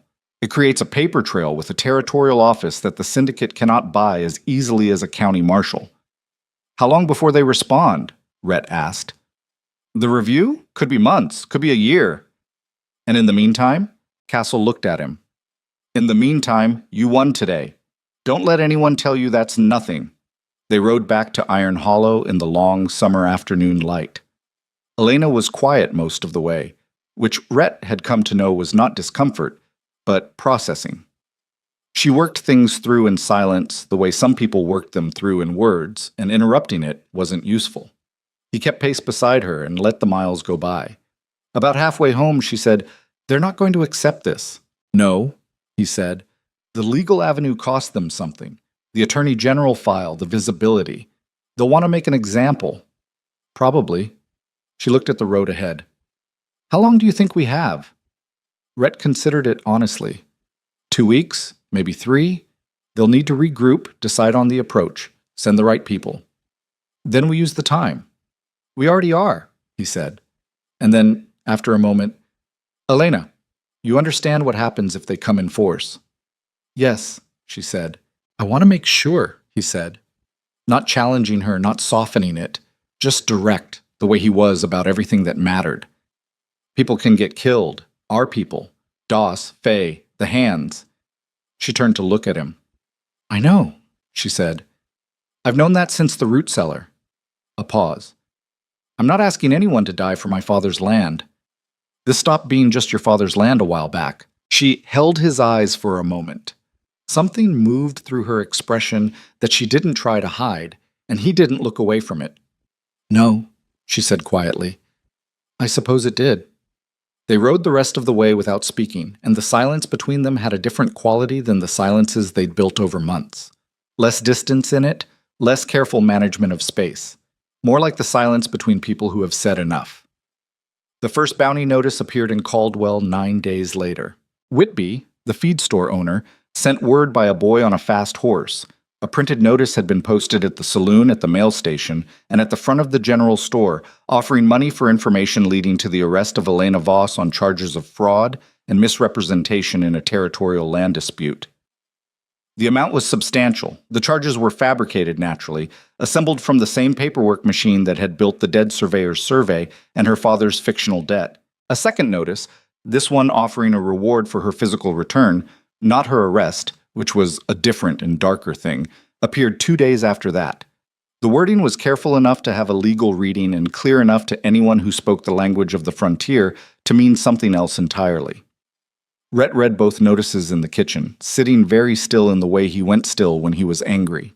"They're drawing in outside help," Elena said. She was across the table from him, and her voice was steady, which she had learned was a choice rather than a condition. "Bounty hunters, mercenaries. People who don't have a stake in the territory and won't lose sleep over the details." "Yes." "That changes the numbers." "Yes." He set the notices down. "I've sent word to the Cullens and Moreau. Clara's elder son is bringing 2 extra hands. Men he vouches for, not hired guns, but ranch workers who can handle themselves. The Cullen brothers are coming themselves." He paused. "That brings us to roughly 14. She did the arithmetic on what the syndicate could put in the field. It didn't resolve in their favor. It didn't resolve in their favor at all. 14 is not enough, she said. 14 with prepared ground, defensible positions, and the right terrain is different from 14 in the open, Rhett said. He wasn't wrong, and she wasn't going to argue the point, but she could see in the set of his jaw that he knew the margin they were working with. That night, she took the list out of her coat pocket for the first time since spring. She unfolded it at her small table in the second bedroom, her room. She'd thought of it as her room for months now, which was something she tried not to examine too closely, and read through the names by lamplight. 4 names. She had identified 4 of the men who came to the Voss Ranch in September. 2 of them were Graves enforcers, whose movements had been tracked by Rhett's network of contacts. 1 was a man named Burl Cantor, who had a reputation for the specific kind of work the syndicate needed done, and who appeared in the margins of 3 different accounts of property seizures that had turned violent. The 4th name was the one that sat differently from the others: Doyle Graves. Not the patriarch. The patriarch was an old man in an eastern city whose hands had been clean for 20 years in the technical sense, the way powerful men kept their hands clean. Doyle was the son, the operational one, the man who actually made the decisions that got made in the dark and got buried there. She had learned his name through Pruitt's contacts, through the newspaper's coverage read between its careful lines, and through a source she'd developed herself. A woman in Harrow who had worked as a clerk for one of the Graves holding companies long enough to understand what she was seeing before she found reasons to be somewhere else. He was the one who had given the order for the Voss Ranch. She was nearly certain of this. She folded the list and put it back in her pocket and sat with that certainty for a long time, in the way you sit with something you've known was coming and are now receiving, like weather that the sky has been promising for days. The Cullen brothers arrived on a Friday with 2 horses each, and a wagon of supplies they said were contributions but were clearly also a statement. Men who bring a full wagon are not planning to leave quickly. Clara Moreau's son, a quiet young man named Gilles, who had his mother's eyes and his father's economy of movement, came the following day with the 2 extra hands. They set up in the barn and the bunkhouse, and Iron Hollow Ridge absorbed the additional people the way it had absorbed other hard things, without ceremony, by simply continuing to function. Rhett introduced Elena to the Cullen brothers, large weathered men named Frank and Dale, who communicated primarily through eyebrow movements and monosyllables, and she watched them adjust to her presence with the particular recalibration that some men underwent when a woman turned out to be more competent than expected. It was not a dramatic adjustment, but it was real. Frank Cullen watched her shoot one morning in the first week. Not deliberately. He happened to be near the south fence when she was working targets at 120 yards. She was shooting with the rifle Rhett had given her in April, a Winchester that had been cleaned and adjusted until it was as close to an extension of her hands as a metal object could be. She ran through 8 targets at varying distances, pulling and resetting her footing between each one, and by the end Frank Cullen was leaning on the fence post with his arms crossed, and his eyebrows in a position that communicated, for Frank, something approaching impressed. "Not bad," he said, when she walked back toward the house. "Not bad enough," she said. "No," he agreed, without condescension. "Not yet. You're dropping your left shoulder on the longer shots." He paused. "Bring it up about an inch." She stopped. "Show me." He showed her. It took 15 minutes, and it cost her a bruised shoulder from adjusting the position of the stock, but at the end of it, her accuracy at 130 yards had improved by a margin that mattered. She thanked him, and he shrugged, and they did not have any further conversation about it, which was the Cullen dialect for mutual respect. The evening before the syndicate came, Rhett and Elena sat on the porch after everyone else had gone in. It was not planned. They had not looked at each other and decided to sit together in the particular dark that precedes a violence you know is coming. It had simply happened the way things between them had a habit of happening, through proximity and the accumulated gravity of months, and neither of them made a point of it. The ridge was dark above the house, the stars dense and indifferent the way they always were, and the cattle were quiet in the upper pastures, and everything held the specific stillness of a country that does not know or care about the human drama unfolding on its surface. "I need to tell you something," Elena said. Rhett waited. "I know who gave the order for my father's ranch." She did not look at him. She looked at the dark ridge. "Doyle Graves, the son. He runs the operational side. The actual decisions, the men, the timing. I've been certain of it for 2 months." Rhett was quiet for a moment. "You didn't tell me." "No." "Why?" She thought about how to answer that honestly. "Because telling you would have made it a shared plan," she said, "and I didn't know yet what I intended to do about it." He absorbed this. He was not, she knew, a man who flinched from hard truths, but she also knew there was a difference between understanding something intellectually and having it said plainly at night on a porch with the ground dug up below the north approach and armed men sleeping in your barn. "Elena," he said, just her name. The specific weight he put on it was a question and a statement at once. "I want justice," she said. "Not," she stopped.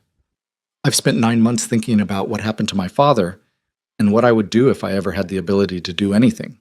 And I've realized that what I want is not the same as what I wanted in the root cellar." She turned to look at him. In the root cellar, I wanted everyone responsible to suffer, specifically and at length. She said it without flinching, because it was true.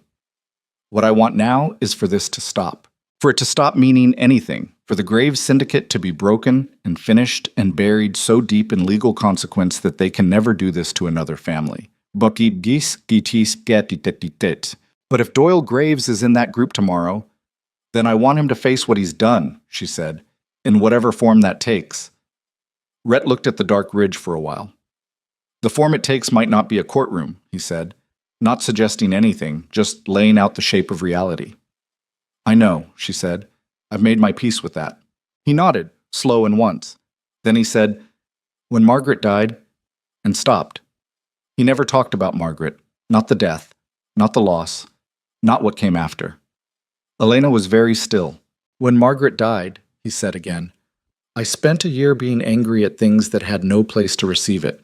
The land, the weather, the people who came around with food and sad faces, like they could give me something that would substitute. He paused. The anger doesn't go away. I want to tell you it does. It changes shape. Like grief, she said. Like grief. He looked at her. You've been carrying this well.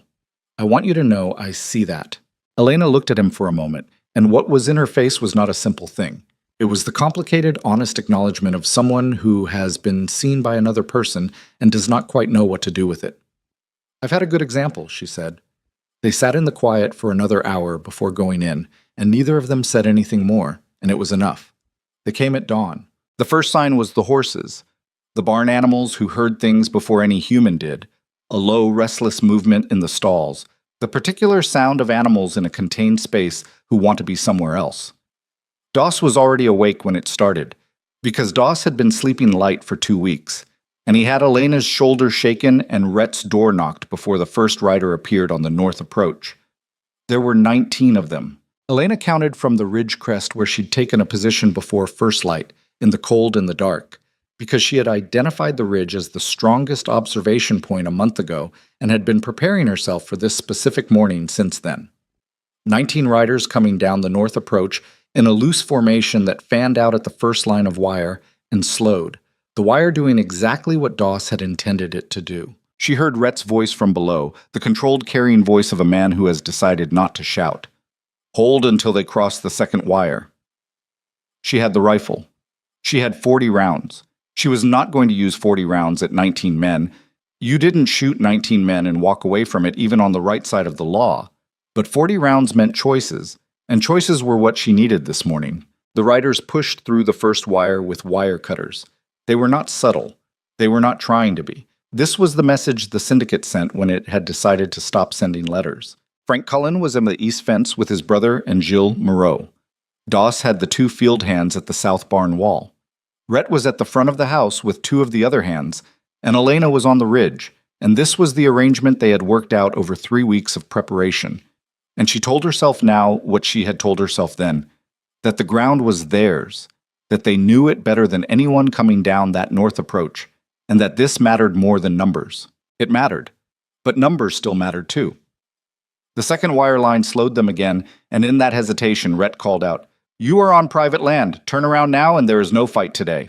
The answer came from a man at the front of the group on a black horse, a big man who carried himself with the practiced authority of someone accustomed to being the person in the room whose opinion ended conversations. He did not turn around. He pulled his horse up at the wire and said loudly enough to carry, Mercer, send the girl out and we'll talk terms. Rhett said nothing for a moment, then, There are no terms. The big man on the black horse looked up toward the ridge. He was looking for Elena. He had been told, clearly, to look for her on high ground. He found her approximately, his eyes went to the right section of ridge, and he held his gaze there for a moment, and she held her rifle steady and did not fire, because she needed him to make the next move. He made it. She heard the shot before she consciously processed that he'd drawn, because that was how gunfire worked at dawn, when your body was already clenched with anticipation.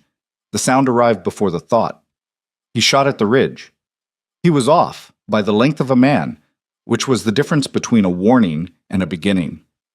She found his center mass in her sights and then moved deliberately to his horse and shot the horse instead, because the horse hadn't done anything to deserve today, and because a fallen horse and a thrown rider in the front of a formation was better strategy than a dead man who might inspire the 15 behind him. The horse went down.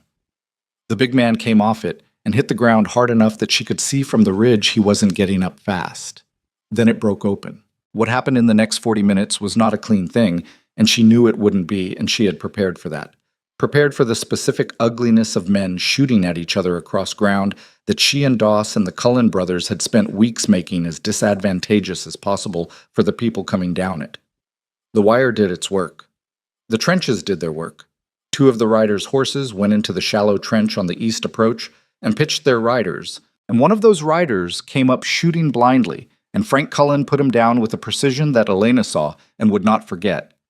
One of the Mercer field hands took a shot through the upper arm and went down behind the barn wall, cursing steadily, and Faye, who had refused to leave the property and whom Elena had placed in the root cellar under the kitchen with a shotgun she knew how to use, Faye stayed where she was and did not need to use it.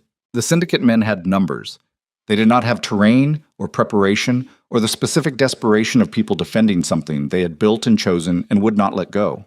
By the time the smoke had settled into the morning air, and the remaining riders had pulled back through the cut wire and gathered their wounded on the far side of the north boundary, 5 of the 19 were down.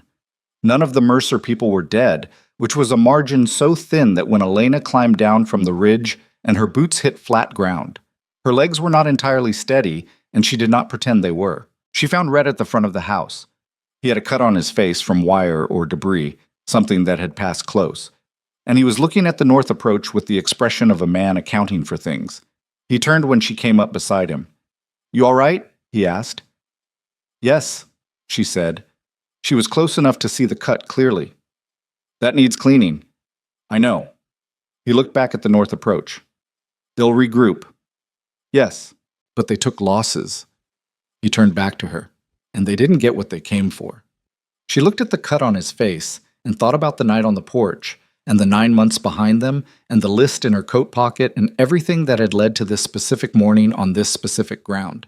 Then she looked out past the wire at the retreating riders, at the last of them disappearing over the rise, and she thought about the big man on the black horse who had called her the girl, like she was a thing to be handed over, like her name was a negotiating chip, like her father's death was a line item in a transaction. "The man on the black horse," she said, "the one who gave the order to fire." Rhett was quiet a moment. "Doyle Graves," he said. She looked at him. "He came himself," Rhett said. "I recognized him from Pruitt's description." Elena looked back at the empty rise where they had disappeared. "He'll come back," she said. "Yes," Rhett said. "Good," said Elena Voss, and meant it in a way that surprised even herself, not with fury, not with the dark heat she'd carried in the root cellar, but with the cold, clear purpose of someone who has decided that the thing ends here, on this ground, and that she is the one who will end it. The wounded field hand's name was Tomas Reyes, no relation to Pablo Reyes, who had worked the Voss ranch before the fire, though Elena noticed the coincidence of names and held it privately. He was 24 years old, and the shot had gone through the muscle of his upper arm without touching bone, which Faye declared a mercy while she cleaned and packed it with the specific efficiency of a woman who had dealt with worse. Tomas bore it without much noise, which earned him something from the room, and by the following morning he was sitting up and eating, which earned him more. Elena sat with him for a while that first afternoon, not because she knew him particularly well. They had exchanged perhaps 30 sentences over 7 months, but because she had been the one who placed him at the barn wall, and she understood that decisions have weight, and that weight belongs to whoever made the decision. "You knew this might happen," she said. Not a question. Tomas looked at his bandaged arm. "Yeah," he said. "Knew it might." "I'm sorry you took that." He was quiet for a moment, the way young men are quiet when someone older than them acknowledges something directly. "Mr. Mercer said we didn't have to stay," he said. "Before it started. Said anyone who wanted to go to Caldwell for a week had good reason." He shrugged with his good shoulder. "I stayed." "Why?" He looked at her. He had young eyes, the kind that hadn't finished deciding what they thought about the world yet. "Because this is where I work," he said simply, "and because it seemed like the right side." She nodded and left him to sleep, and she carried that sentence for the rest of the day. The right side. Turning it over in the way you turn over something simple that turns out to contain more than it appears to. Rhett spent the 2 days after the siege writing. Not letters this time, documentation. A detailed account of the attack. Who came, how many, the first shot, the orders given, the wire the syndicate's men had cut on Mercer land, the names of the 5 men who hadn't ridden back out. He wrote it in the careful, factual register of a man who understood that what gets written immediately after an event, before memory has time to soften and arrange itself, is the most credible version. He had Doss and Frank Cullen sign witness statements. He had Elena sign one. He had Gilles Moreau sign one in his quiet, neat hand. He sent the full package to 3 places simultaneously: Castle and Caldwell, Bess Whitmore at the Gazette, and the Territorial Attorney General's office that Judge Fenn had already opened a file with. "This alone doesn't finish it," he told Elena when he'd sealed the last envelope. "No," she said, "but it makes finishing it harder to undo." He looked at her. Over the past weeks, there had been a quality to their conversations that was different from the careful, managed exchanges of winter and early spring. A directness that came from having been in danger together, from having sat on a porch the night before a fight and said true things. The management was still there in places, old habits being stubborn, but the space between them had compressed into something that no longer required maintenance. It simply existed. "Harlan Pruitt sent word this morning," Rhett said. "He has confirmation that Doyle Graves is still in the territory. He didn't go back east after the attack." He paused. "He's at the Aldercroft property, the one they took 2 years ago." The Aldercroft place was 11 miles from Iron Hollow Ridge. Elena absorbed this. Doyle Graves, 11 miles away, nursing whatever the attack on Iron Hollow had cost him. In pride and credibility, and the specific currency of men who ran operations like the Syndicate, the impression of inevitability, the sense that what they wanted they would get sooner or later, and that resistance was a postponement rather than a real answer. She had cost him that, at least in part. She knew enough about men like him to know that this was not something he would absorb and revise his approach around. It was something he would pay back. "He's going to come again," she said. "Yes, but this time with a different approach." Rhett folded his hands on the table. "The direct assault failed. Next time he sends fewer men, different tactics. Maybe he tries to burn us out instead of ride us down. Maybe he hits the Moreau Ranch or the Cullen place first, to isolate us." He paused. "He's patient when he has to be. That's what makes him dangerous." Elena looked at the table for a moment. She was thinking about something she'd been turning over since the dawn of the attack, since standing on the ridge and watching 19 men come through the wire, since the moment she'd recognized Doyle Graves on the black horse and understood that the man who gave the order for her father's death had come himself to finish it. She was thinking about the difference between waiting for what came next and going to meet it. "What if we don't let him choose the next move?" she said. Rhett looked at her carefully. "He's at the Aldercroft place," she said. 11 miles. Pruitt knows the property. He surveyed it before the Syndicate took it. The county seat where Craddock operates is 9 miles in the other direction." She met his eyes. "The Attorney General's office opened a file, but they haven't moved on it yet. They're waiting for more." "What kind of more?" "The kind that comes from inside," she said. "Craddock has records. He's the man who processed every fraudulent transfer, who signed off on every fabricated debt. He has the documentation because these people always keep documentation. It's how they maintain control over each other." She paused. "If we had Craddock's records, the Attorney General's office would have enough to act." Rhett was quiet for a long moment. "You're talking about going to the county seat," he said. "I'm talking about going to Craddock directly," she said. "Not to threaten him, not to take anything by force." She leaned forward slightly. "Craddock has been watching the Graves Syndicate operate for years. He knows the Attorney General has a file now. He knows the Gazette ran 2 stories. He knows the court dismissed the preliminary claim with a notation." She looked at Rhett steadily. "Men like Craddock don't have loyalties, they have calculations. And his calculation is shifting. You want to give him a reason to shift it further." "I want to give him a ladder down from a building that's starting to burn," she said. "His choice whether to use it." Rhett studied her face. She had thought this through. He could see the structure of it in the way she'd laid it out, the sequence, the logic, the pressure points. She had been thinking about this since before the attack, probably working it in the evenings when he thought she was reading the survey documents. If this works, he said slowly, it could unravel the syndicate's legal structure completely. The fabricated debts, the forged transfers, all of it. Yes. And if Craddock refuses, then we come back here and wait for Doyle Graves to make his next move, she said. We're no worse off. He was quiet for one more moment. Then he pushed back from the table and stood up. I'll tell Doss we're riding to the county seat tomorrow, he said. You're coming? She hadn't assumed. He looked at her as though the question were slightly absurd. Yes, he said. I'm coming. Doss received this information with the expression of a man who had resigned himself to not being surprised anymore. The two of you, he said. The two of us, Rhett confirmed, into the county seat, to talk to the man who's been signing the syndicate's paperwork for 2 years. That's the plan. Doss pulled his hat off and scratched the back of his head and put his hat back on. All right, he said. Frank Cullen and I will hold the ridge, he paused. Try not to get shot in town. It's more paperwork. They rode out before dawn, taking a back road that came into the county seat from the north rather than the main approach from the valley floor, which was Rhett's instinct for the same reason you didn't walk into an unfamiliar room through the front door if you had another option. The county seat, a town called Harrow's Fork, larger than Caldwell, with the particular smell of a place where money and official business had been nesting together long enough to stop distinguishing between themselves, received them in the early morning quiet of a Tuesday, before the offices were open and before the streets had filled enough to notice two people who didn't particularly want to be noticed.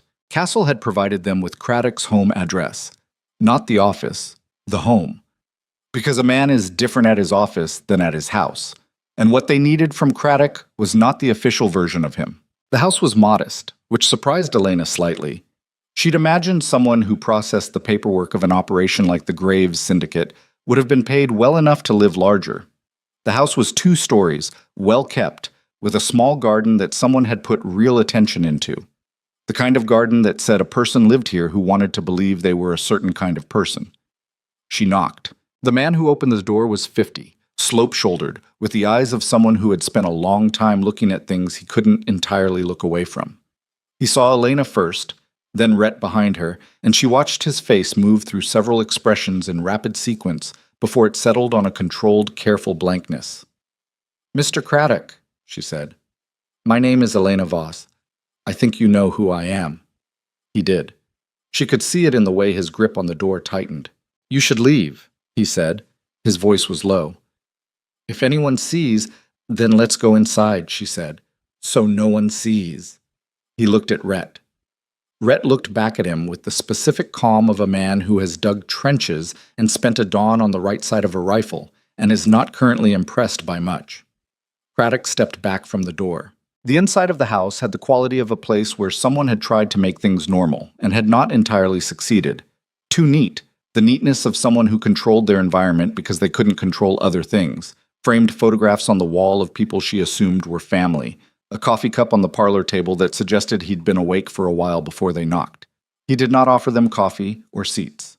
He stood in the middle of his parlor and looked at her like a man looking at a thing he'd spent 2 years trying to pretend didn't exist. I know why you're here, he said, and I can't help you. You haven't heard what we're asking, Elena said. I know what you're asking. He moved to the window and looked out without touching the curtain. Old habit, she thought. The habit of someone who checked whether they were being watched. You want the transfer records. You want the promissory documentation. You want the internal correspondence. Yes, she said. If I give you that, I'm finished, he said. They'll know immediately. They'll know eventually anyway, Rhett said. It was the first thing he'd said since they came inside. He said it without heat, just the flat delivery of a fact. The Attorney General has a file. The Gazette has run 2 stories. The Aldercroft boundary claim was dismissed by a judge who forwarded his concerns up the chain. He paused. The syndicate is not going to survive this intact. The question is whether you go down with it. Craddock turned from the window. Something had changed in his face. Not a decision yet, but the landscape before a decision. The moment when a person can see all the roads and hasn't chosen one. They'll say I was part of it, he said. You were part of it, Elena said. She said it without cruelty, just directly, because he knew it. And she knew it, and pretending otherwise would not help either of them. You processed documents that transferred my father's land after men murdered him for refusing to sell it. You signed off on a debt he never owed. You've been doing versions of that for 2 years. She held his eyes. I'm not here to absolve you of that. I'm here to tell you that there's a difference between being part of something and being willing to keep being part of it. Craddock looked at her for a long moment. She could see him working through it, not the ethics of it. She didn't think he was working through the ethics. Men like Craddock had made their ethical choices a long time ago, and what remained was arithmetic. The arithmetic of what the syndicate could do to him versus what the Attorney General's office could do to him. The arithmetic of which side was going to win this and what that meant for a man who had been on the wrong one. There's a woman in this territory, he said slowly. Federal land investigator. She came through Harrow's Fork 3 months ago, and she wasn't here about anything official, and she left a card. He moved to the desk in the corner, opened a drawer, and set a card on the table. I kept it. Elena looked at the card. A name and an office address in the territorial capital. If I talk to her, Craddock said, and if I provide documentation, the full set, not a selection, everything, I need a formal agreement from the Attorney General's office that my cooperation is acknowledged. I can get that, Rhett said. Craddock looked at him. You're sure? I know the right people, Rhett said, and right now they want what you have more than they want you. A long silence. Somewhere in the house, a clock was ticking, the kind of domestic sound that becomes very loud when a room is very quiet. The records are not here, Craddock said. I moved them 6 weeks ago, when the Gazette ran the first piece. He sat down heavily in the chair behind the desk, as if something had left him. I moved them because I knew this was coming. I didn't know in which direction, but I knew it was coming. Where are they? Elena asked. He told them. They were in a locked box at the office of a notary in Caldwell, a woman named Ada Birch, who had no connection to the syndicate and no knowledge of what she was holding, only that a county official had paid her storage fee for a year and asked her to hold the box for him.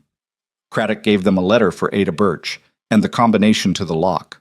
When they left his house 40 minutes after they arrived, Elena had the letter in her coat pocket alongside the list that had been there since winter. She walked beside Rhett down the quiet street toward where they'd tied the horses, and she felt the specific quality of a morning that had gone differently than it could have. He'll hold, Rhett said, not a question, but checking. He'll hold, she said. He's been trying to find a way out for months. We just gave him the door. She paused. He's not a brave man, but he's a tired one. They do the same thing sometimes. They rode to Caldwell in the afternoon and collected the box from Ada Birch, who was a small, businesslike woman who asked no questions and received the letter from Craddock with the efficiency of someone who handled other people's complicated affairs for a living and had learned not to be curious about them. The box was heavy, which was a good sign. Heavy meant thorough. Castle opened it in his office that evening and spent an hour going through the contents while Rhett and Elena sat across from him. He read with the increasing stillness of a man who is finding more than he expected, and when he finally set the last document down and looked up at them, his expression had the quality of something carefully controlled. This is sufficient, he said. More than sufficient. He paused. The promissory note fabrication system is documented internally. There are correspondence letters between Craddock and the Graves holding companies that describe the scheme explicitly. There are names. He looked at Elena, including the Voss transfer. She held very still. Your father's debt, the Graves syndicate correspondence authorizing the transfer, the name of the party who approved the enforcement action. He paused. It's all here. Doyle Graves, she said. Yes, Castle said. The room was quiet for a moment. Rhett reached over and put his hand over hers on the arm of the chair. It was brief. A moment, not a gesture meant to be noticed. And then he moved it back. But she had felt the weight of it, the specific and honest weight of another person's hand saying something that didn't need words, and she was grateful for it in a way she couldn't have explained to anyone who asked. Castle sent a rider to the territorial capital that same night with a sealed package for the federal land investigator, whose card Craddock had kept in his desk. He also sent a copy to the Attorney General's office, and one to Bess Whitmore at the Gazette, because he said, and Elena agreed, that official processes worked faster when they knew someone was watching. They stayed the night in Caldwell and rode back to Iron Hollow the following morning. The land looked the same as it always did coming up from the valley. The ridge above, the pastures opening out on either side, the barn, and the house solid and low against the sky. The wire on the north approach had been restrung. The trenches were still there, The field hands were working the east fence, which needed new posts in 2 sections. Doss was on the porch when they rode in. "News?" he said. "Significant news," Rhett said, dismounting. "Good significant or bad significant?" "The kind that takes a while to fully become something," Elena said, swinging down and handing her horse off to the hand who came out of the barn, but pointed in the right direction. Doss looked at her, then at Rhett, then back at her. He had known Rhett Mercer for 38 years and could read the particular quality of the man's face the way most people read plain text, and something he saw now made him nod slowly, the nod of a man who is updating his understanding of a situation. "I'll put coffee on," he said. 3 days later, Doyle Graves came to Iron Hollow. Not with 19 men this time, with 4, and with a white cloth tied to the saddle of the man riding beside him, a gesture that meant different things depending on who was reading it. Elena was at the ridge crest when she saw them come up the road from the south, 4 riders, the cloth visible even at distance, and she sat very still and watched them come. She came down and told Rhett. He stood in the doorway of the house and watched them approach the fence line at the south boundary. Doyle Graves stopped at the fence and waited. He was a large man on a large horse. She'd seen him before, briefly, on the black horse that she'd shot out from under him, and he was on a different horse now but had the same quality, the quality of someone who took up space with intention. His face was broad and weathered, which she hadn't expected. She'd built him in her mind as a certain kind of man, the Eastern business kind, and he was something older than that, something more frontier than she'd given him credit for. "Mercer," he called, "I'd like to talk." "You can talk from there," Rhett called back. A pause. "I'd rather be civil about this." "You sent 19 men through my wire," Rhett said. "Civil is a stretch." Graves looked at the house for a moment.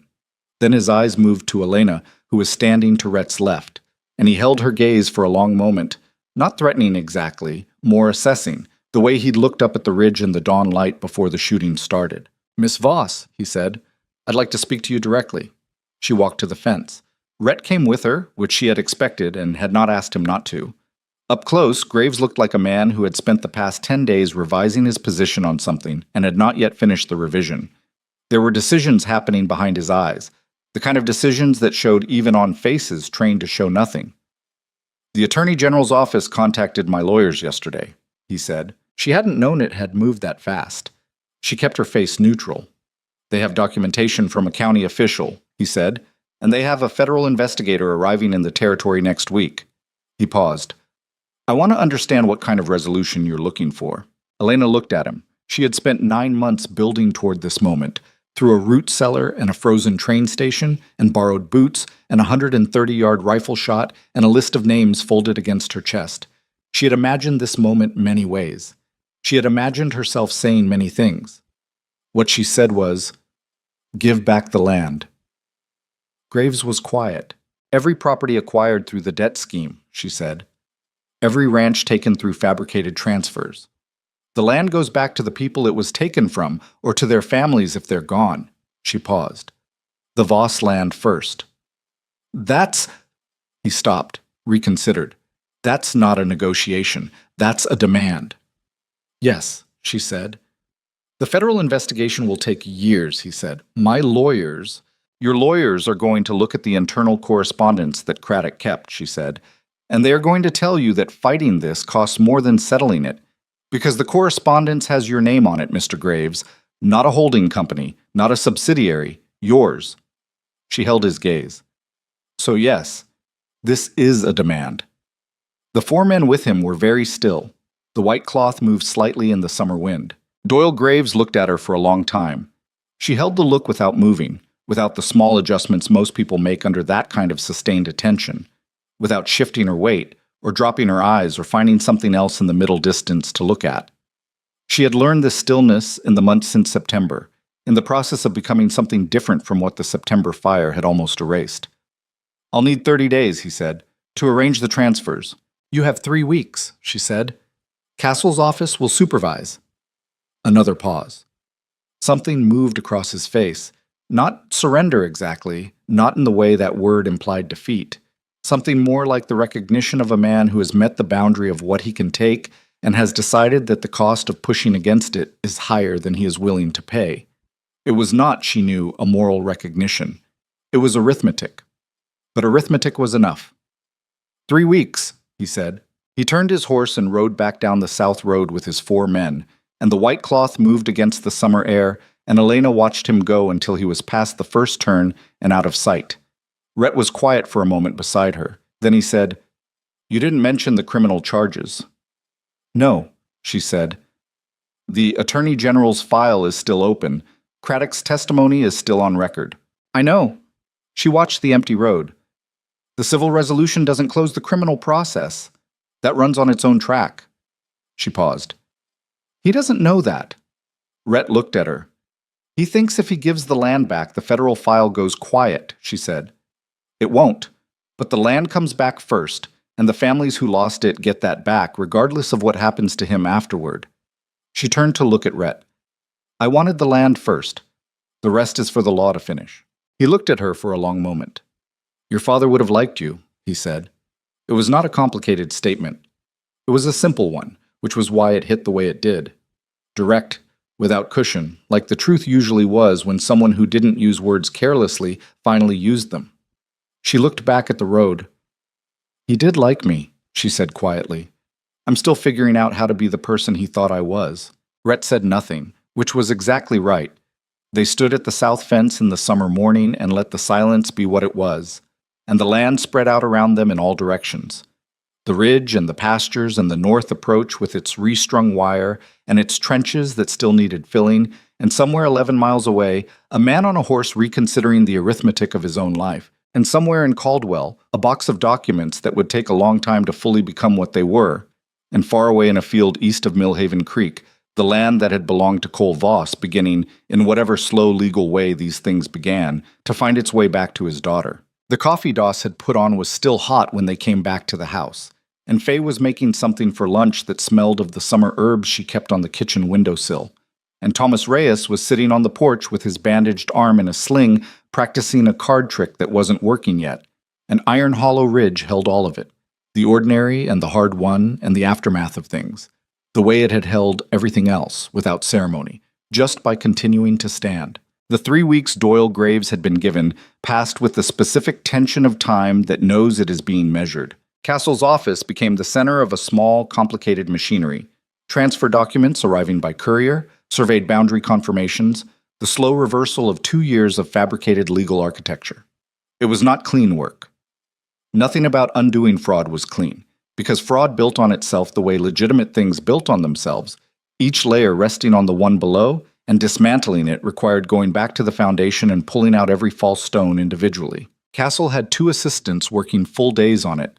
He sent updates to Iron Hollow every 3 days, and Elena read each one at the kitchen table with the same careful attention she'd given the survey documents in winter, looking for gaps, for things left unaddressed, for the places where a man with good lawyers might preserve something he shouldn't. She found 2. She sent them back to Castle with notes in the margins. He wrote back, "You should have been a lawyer, HC." She wrote back, "I had other plans. Make them fix it. EV." They fixed it. The Voss land transfer was the first one completed, on a Thursday morning in the 17th day, and Castle sent a rider to Iron Hollow with the signed documentation before the ink was properly dry.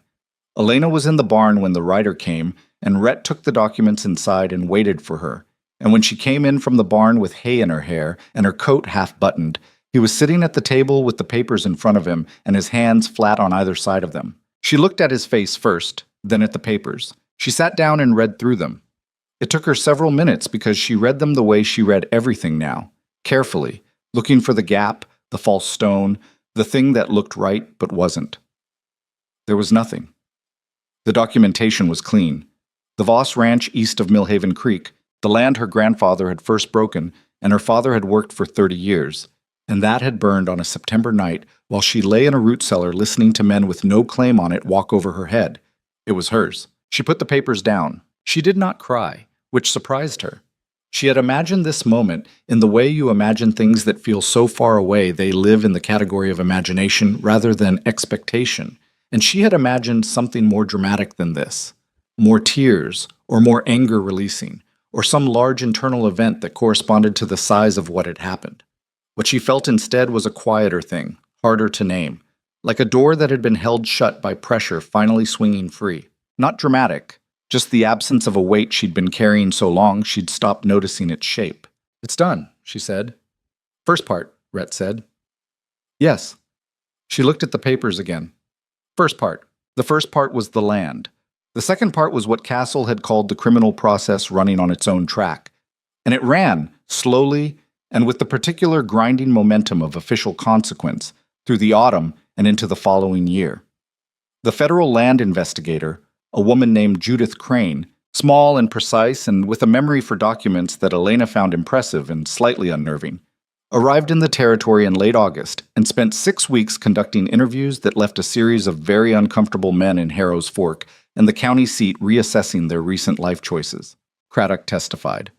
He did it in the careful, procedural way of a man who had negotiated his terms before speaking, but he was thorough, and what he had to say about the internal operations of the Graves Syndicate filled a great many pages of official record. His cooperation was acknowledged, as Rhett had promised. He was not exonerated. There was no version of the story in which that was honest.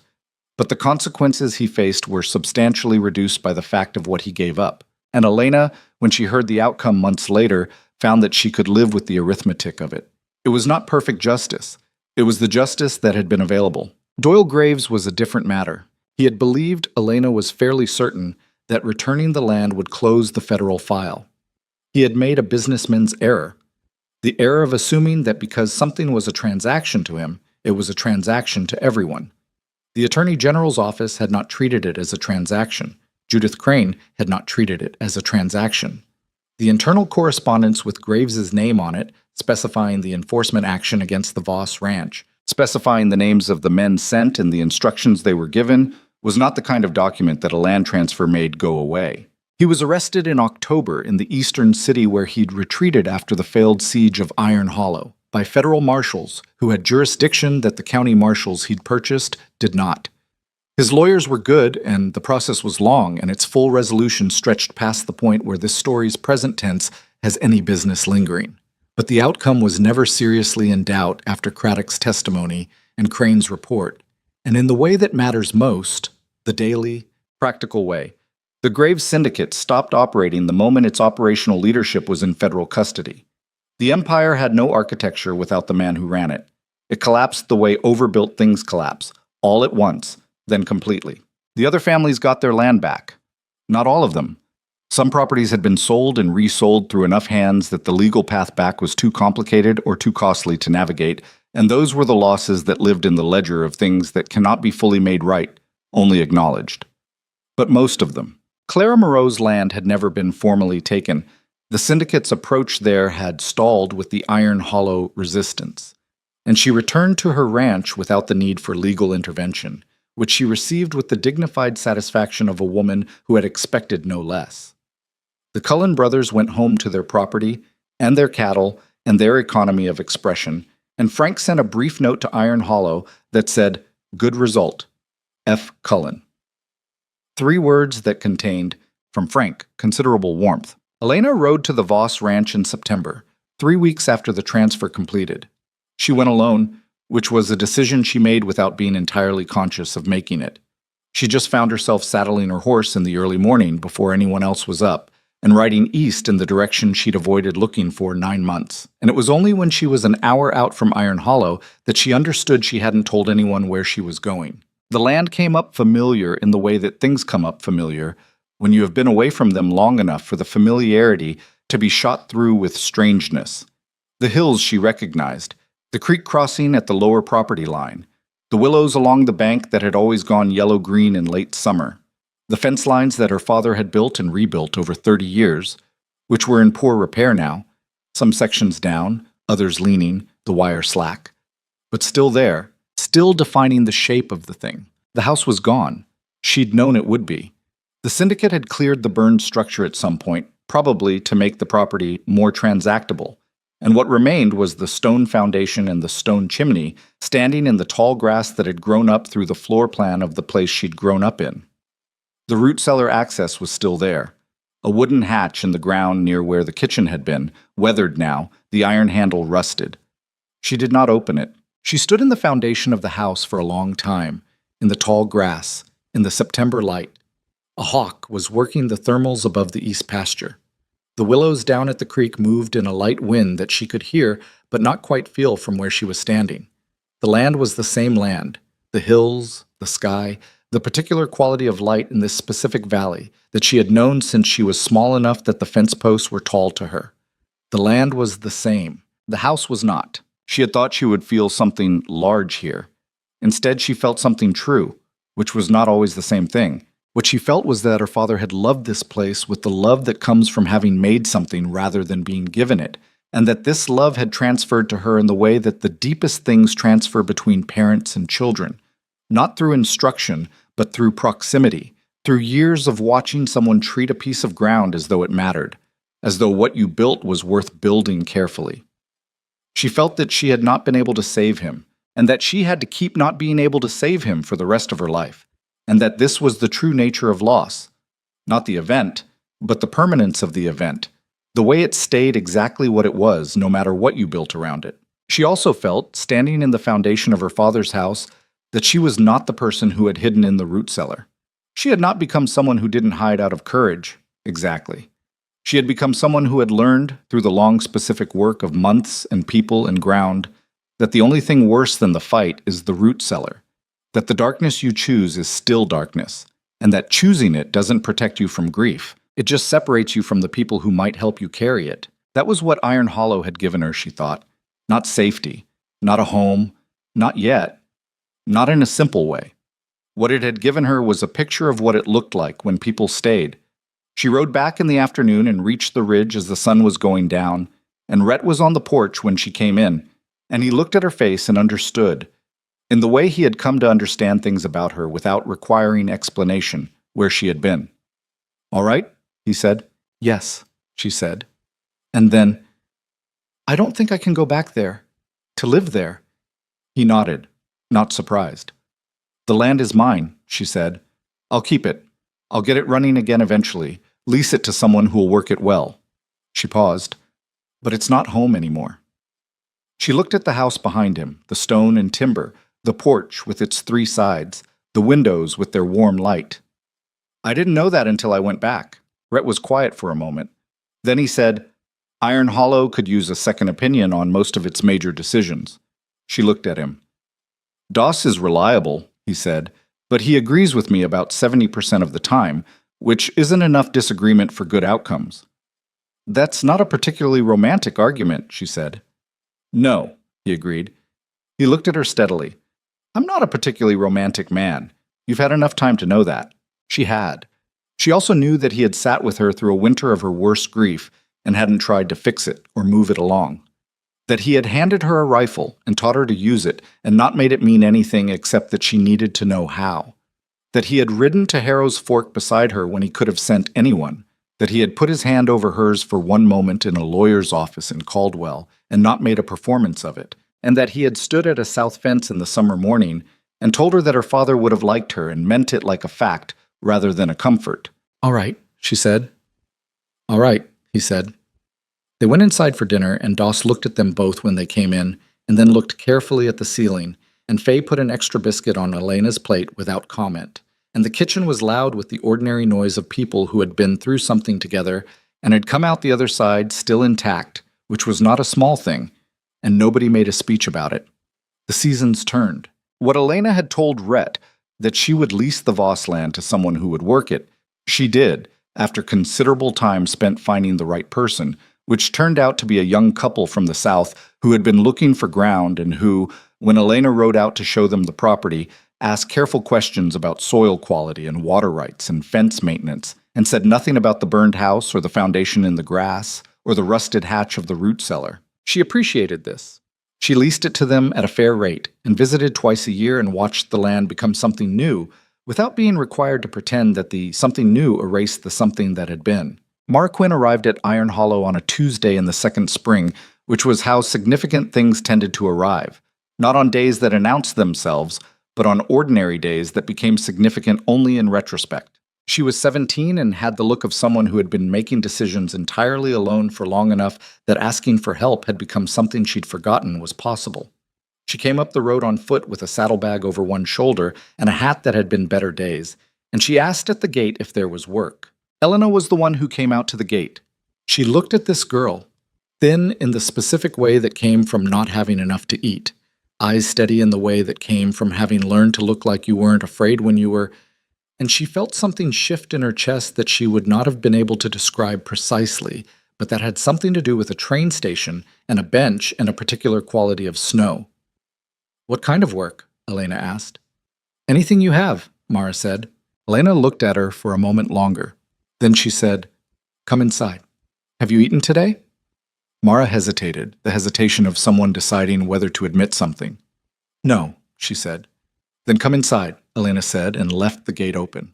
Rhett received this development with the equanimity of a man who had stopped being surprised by the things Elena Voss brought home, which now included a 17-year-old with a saddlebag and no clear past who ate 3 helpings at dinner, and thanked Faye with the grave sincerity of someone for whom a meal was not a small thing. He asked Mara enough questions to understand that she had no family to go back to and no plan beyond the next immediate need, and then he looked at Elena across the table, and she looked back at him, and something was decided without words in the way decisions had been made in this house for years now. Mara stayed. She was not easy, which was what made her real. She was stubborn in the way that people who have survived alone develop stubborn, as armor first and habit second, and it took months before she stopped treating every act of generosity as something that would eventually be taken back. She had a temper that came from somewhere she hadn't talked about yet and might not for a long time. She was also, underneath all of it, someone with a deep and serious attention to the world. She watched things carefully. She learned fast. She asked questions that were better than most of the answers she received, and she had a dry humor that emerged slowly, in small installments, like something returning to life after a long frost. Elena taught her to ride properly. Not just to sit a horse, she could already do that, but to really ride, the way Doss had corrected Elena and Frank Cullen had corrected Elena, and the long process of being taught and corrected had added up to something that Elena could now pass on. She taught her to read a fence line and a survey map. She did not teach her to shoot because Mara didn't need it yet, and you didn't give people tools for problems that weren't in front of them. What Elena gave Mara that wasn't a skill was harder to name. It was the things she had received from Rhett in winter, the things she hadn't had words for then, and only partly had words for now. The specific experience of being in a place where the people around you are not going anywhere, where the ground under your feet is solid, not because nothing bad will happen, but because the people on it have decided to stay on it regardless of what comes. It was not comfort, exactly. It was more load-bearing than comfort. It was the structure that made everything else possible. Mara, for her part, gave Iron Hollow something back. Young people do this. They bring the future into a place, not dramatically, but in the small daily ways of someone who still has most of their time ahead of them, who asks questions about things the older people have stopped questioning because they've been living with the answers for years. She made Doss laugh more than he had in years. She drove Faye to mild distraction and deep affection simultaneously. She argued with Rhett about cattle management with the confident wrongness of someone who would eventually be right. And she took the losses of those arguments as learning rather than defeat, which was the rarest and most useful quality. The years did what years do. Doss's knees went bad and then his back, and then he retired to the small house behind the barn where Faye and her husband lived, and he spent his days doing the things he'd had no time for when the ranch consumed everything. Carving small figures from wood that he gave away to no one in particular, teaching Mara to play cards, sitting on the porch in the afternoons, watching the ridge in the comfortable way of someone who has earned the right to simply look at things. Rhett aged in the way that strong men age. Slowly, then suddenly, the body following a schedule the mind hasn't agreed to. He never fully recovered the easy movement in his right shoulder after a fall from a horse at 62, and he managed the ranch from closer quarters after that, which annoyed him less than Elena expected and which, she understood eventually, was not resignation but something else. A gradual willingness to let the place he'd built run itself, to trust that what he'd made was solid enough to carry on without his hands on every part of it. They had a life between them that was not simple and was not without its friction. They disagreed about money and about the timing of decisions and about when to let Mara make her own mistakes and when to say something. They had seasons of distance, the way long partnerships have seasons. Not coldness exactly, just the periods when two people who spend all their time together need more of it in their own heads. and learning to give that without making it mean something it didn't was its own ongoing work. They were not a perfect match in the fairy tale sense. They were a good match in the honest sense, which was that they were better together than separately at the things that mattered, and that they had chosen each other not once but continuously in the daily decisions of a shared life, and that this kind of choosing had a depth to it that the initial kind didn't. Rhett died on a November morning in his 69th year in the house he had been born in and had built and lost and rebuilt and defended, in the bed that looked out the east window at the ridge he had walked every day of his life. It was not a dramatic death. He was sick for 2 weeks with something that the doctor from Caldwell came and looked at twice and couldn't fully name, and then he was less sick for a few days, and then he was very tired, and then he was gone. Elena was with him. Mara was in the next room. Doss knew before anyone came to tell him, in the way that people who have loved someone for a very long time seem to know. Elena sat with him for a while after, in the way she'd learned to sit with things, without performing what she felt, without rushing herself past it. She was 51 years old. She had buried her father at 23, and she had thought at the time that there was a scale of loss, that losing him was the largest thing that could happen to a person, and that the size of it defined some kind of limit. What she knew now was that loss did not work on a scale. Each one was its own shape, its own specific weight, and what you got better at was not feeling less but carrying it differently. Not further from your body, not buried, but integrated, held the way you held a scar, present and real, and part of you without being the only thing about you. She missed him. She would miss him for the rest of her life with the specific texture of missing someone who occupied a space that no one else's shape would fit into. She did not pretend otherwise, and she did not fall apart, and neither of these things canceled the other out. Mara took over more of the ranch's management after that, which was the practical consequence of the thing. And she was ready for it in the way that people are ready for things they've been preparing for without knowing they were preparing. She had Doss's approval, which was the approval that mattered on Iron Hollow, and she had Elena's, which she had been working toward for 4 years in the gradual, serious way she worked toward everything. Elena did not retire exactly. She was not built for retirement and never would be. What she did was change the proportion of things. Less of the daily work that required strength she was conserving, more of the thinking and the deciding and the long conversations at the kitchen table about what the ranch was and where it was going. She planted a garden that Rhett had always meant to plant and never had, along the south wall of the house where the sun reached in the afternoons, and she was terrible at it for the first 2 years and better at it after that, and this felt accurate to her, that even at her age she could still be a beginner at something, still be working toward rather than arriving at.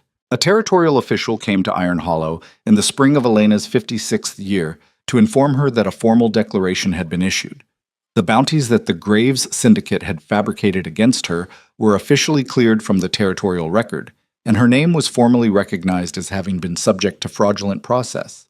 It was a bureaucratic event, dry and procedural, a piece of paper that arrived more than a decade after the events it addressed. The official seemed to expect her to be moved by it in some visible way. She thanked him and poured him coffee and sent him on his way. What moved her was not the paper. What moved her was a conversation she had with Mara that evening, sitting on the porch in the spring dark, when Mara asked her, directly, in the blunt and honest way Mara asked everything, what it had actually been like that winter. The station, the frozen bench, the borrowed boots, the root cellar before all of it. Elena thought about how to answer that honestly. I was completely out of options, she said. I had nothing. I had less than nothing. I had a name and a story that made people uncomfortable, and the anger was the only thing that still felt like mine. She looked at the ridge, dark against the darker sky. I kept the anger like it was a lantern. It was the only light I had. She paused. What I didn't understand then was that you can't navigate by it. You can see by it, but you can't navigate. Mara was quiet for a moment. She was 24 now, and sitting beside her, Elena could see the person she'd been becoming for 7 years. The stubborn and complicated and unexpectedly tender person the saddlebag girl had grown into. What do you navigate by? Mara asked. People, Elena said. The ones who stay. She looked at Mara. And what you're willing to build. Mara nodded slowly, the way she nodded when something registered at a level below argument. The seasons continued because they did not stop for anything. Elena gave Mara the full title to Iron Hollow on a morning in her 63rd year with Castle's successor, a young lawyer from Caldwell who had heard the story and conducted himself with the self-conscious historical awareness of someone handling something he understood to be significant, managing the paperwork. She did not leave.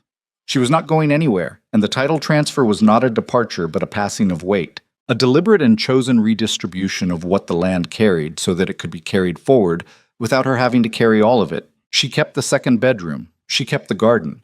She kept the long evenings on the porch watching the ridge go dark, and the mornings when the light came over the ridge crest and hit the east pasture in the way it had hit it every morning for 30 years and showed no sign of stopping. She kept the list too. Not in her coat pocket anymore. She'd moved it years ago to the small box she kept on the table beside her bed, the box that held the particular artifacts of a life.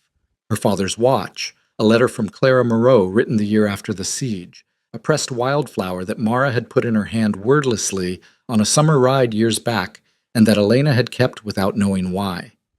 The list was folded among these things, the paper soft now from years of handling. She had unfolded it sometimes, over the years, and looked at the 4 names. The arithmetic of what had happened to each of them was complicated and imperfect and not satisfying in the way that stories in retrospect sometimes made violence satisfying. Burl Cantor had died before any legal consequence reached him, which was the kind of outcome that life delivered without apology. 2 of the others had served time and been released and gone wherever men go when the official consequence is finished, and the rest of it is their own.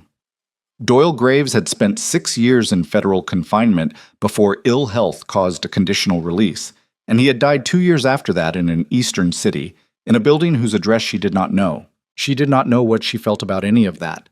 She had stopped expecting to know. The feelings were present, but they did not resolve into something clean, and she had come to believe that this was the honest condition, that the worst things that happen to a person do not produce clean resolutions in the chest, only the ongoing fact of having survived them and built something anyway. What she knew, sitting on the porch in the evenings, watching Mara come in from the pasture on the horse, she rode better every year, watching the kitchen light come on, and knowing that someone was making dinner in the house that had been built by a man she loved and defended by people who had chosen to stay. What she knew was that this was what survival was actually for. Not the continuing to exist, not even the winning of the fight, though the fight had been real and necessary and she would not diminish it. What it was for was this: the ordinary evening, the lit window, the land that had been defended not because it was land, but because of what land means when it becomes the ground you live your choices on. She was 71 years old when she died. It was a morning in early spring, and the garden along the south wall was just beginning to show the first pale green of the season, and the ridge was clear against a blue sky. And she was in the chair on the porch with a cup of coffee that had gone cold beside her when Mara found her. She did not look as though something had ended. She looked like someone who had put down something heavy and rested. People came from the valley, from Caldwell, from the county seat, from places she had not been in years. Clara Moreau's granddaughter came. An old man who turned out to be Tomas Reyes, who had lived and worked and raised children in the territory, came and stood at the grave behind the house with his hat in his hands and a face that had 60 years of weather on it. Bess Whitmore's paper, which had changed hands twice but was still running, printed a piece that said very little in a lot of words, which was the newspaper's way, and then said one true thing: that Elena Voss had made a decision in a root cellar in September of 1887 to not stay where it was dark, and that this decision had consequences that outlived her. Mara buried her beside Rhett, which was where she belonged and where she would have wanted to be, though she had never said so because some things did not need to be said to be understood.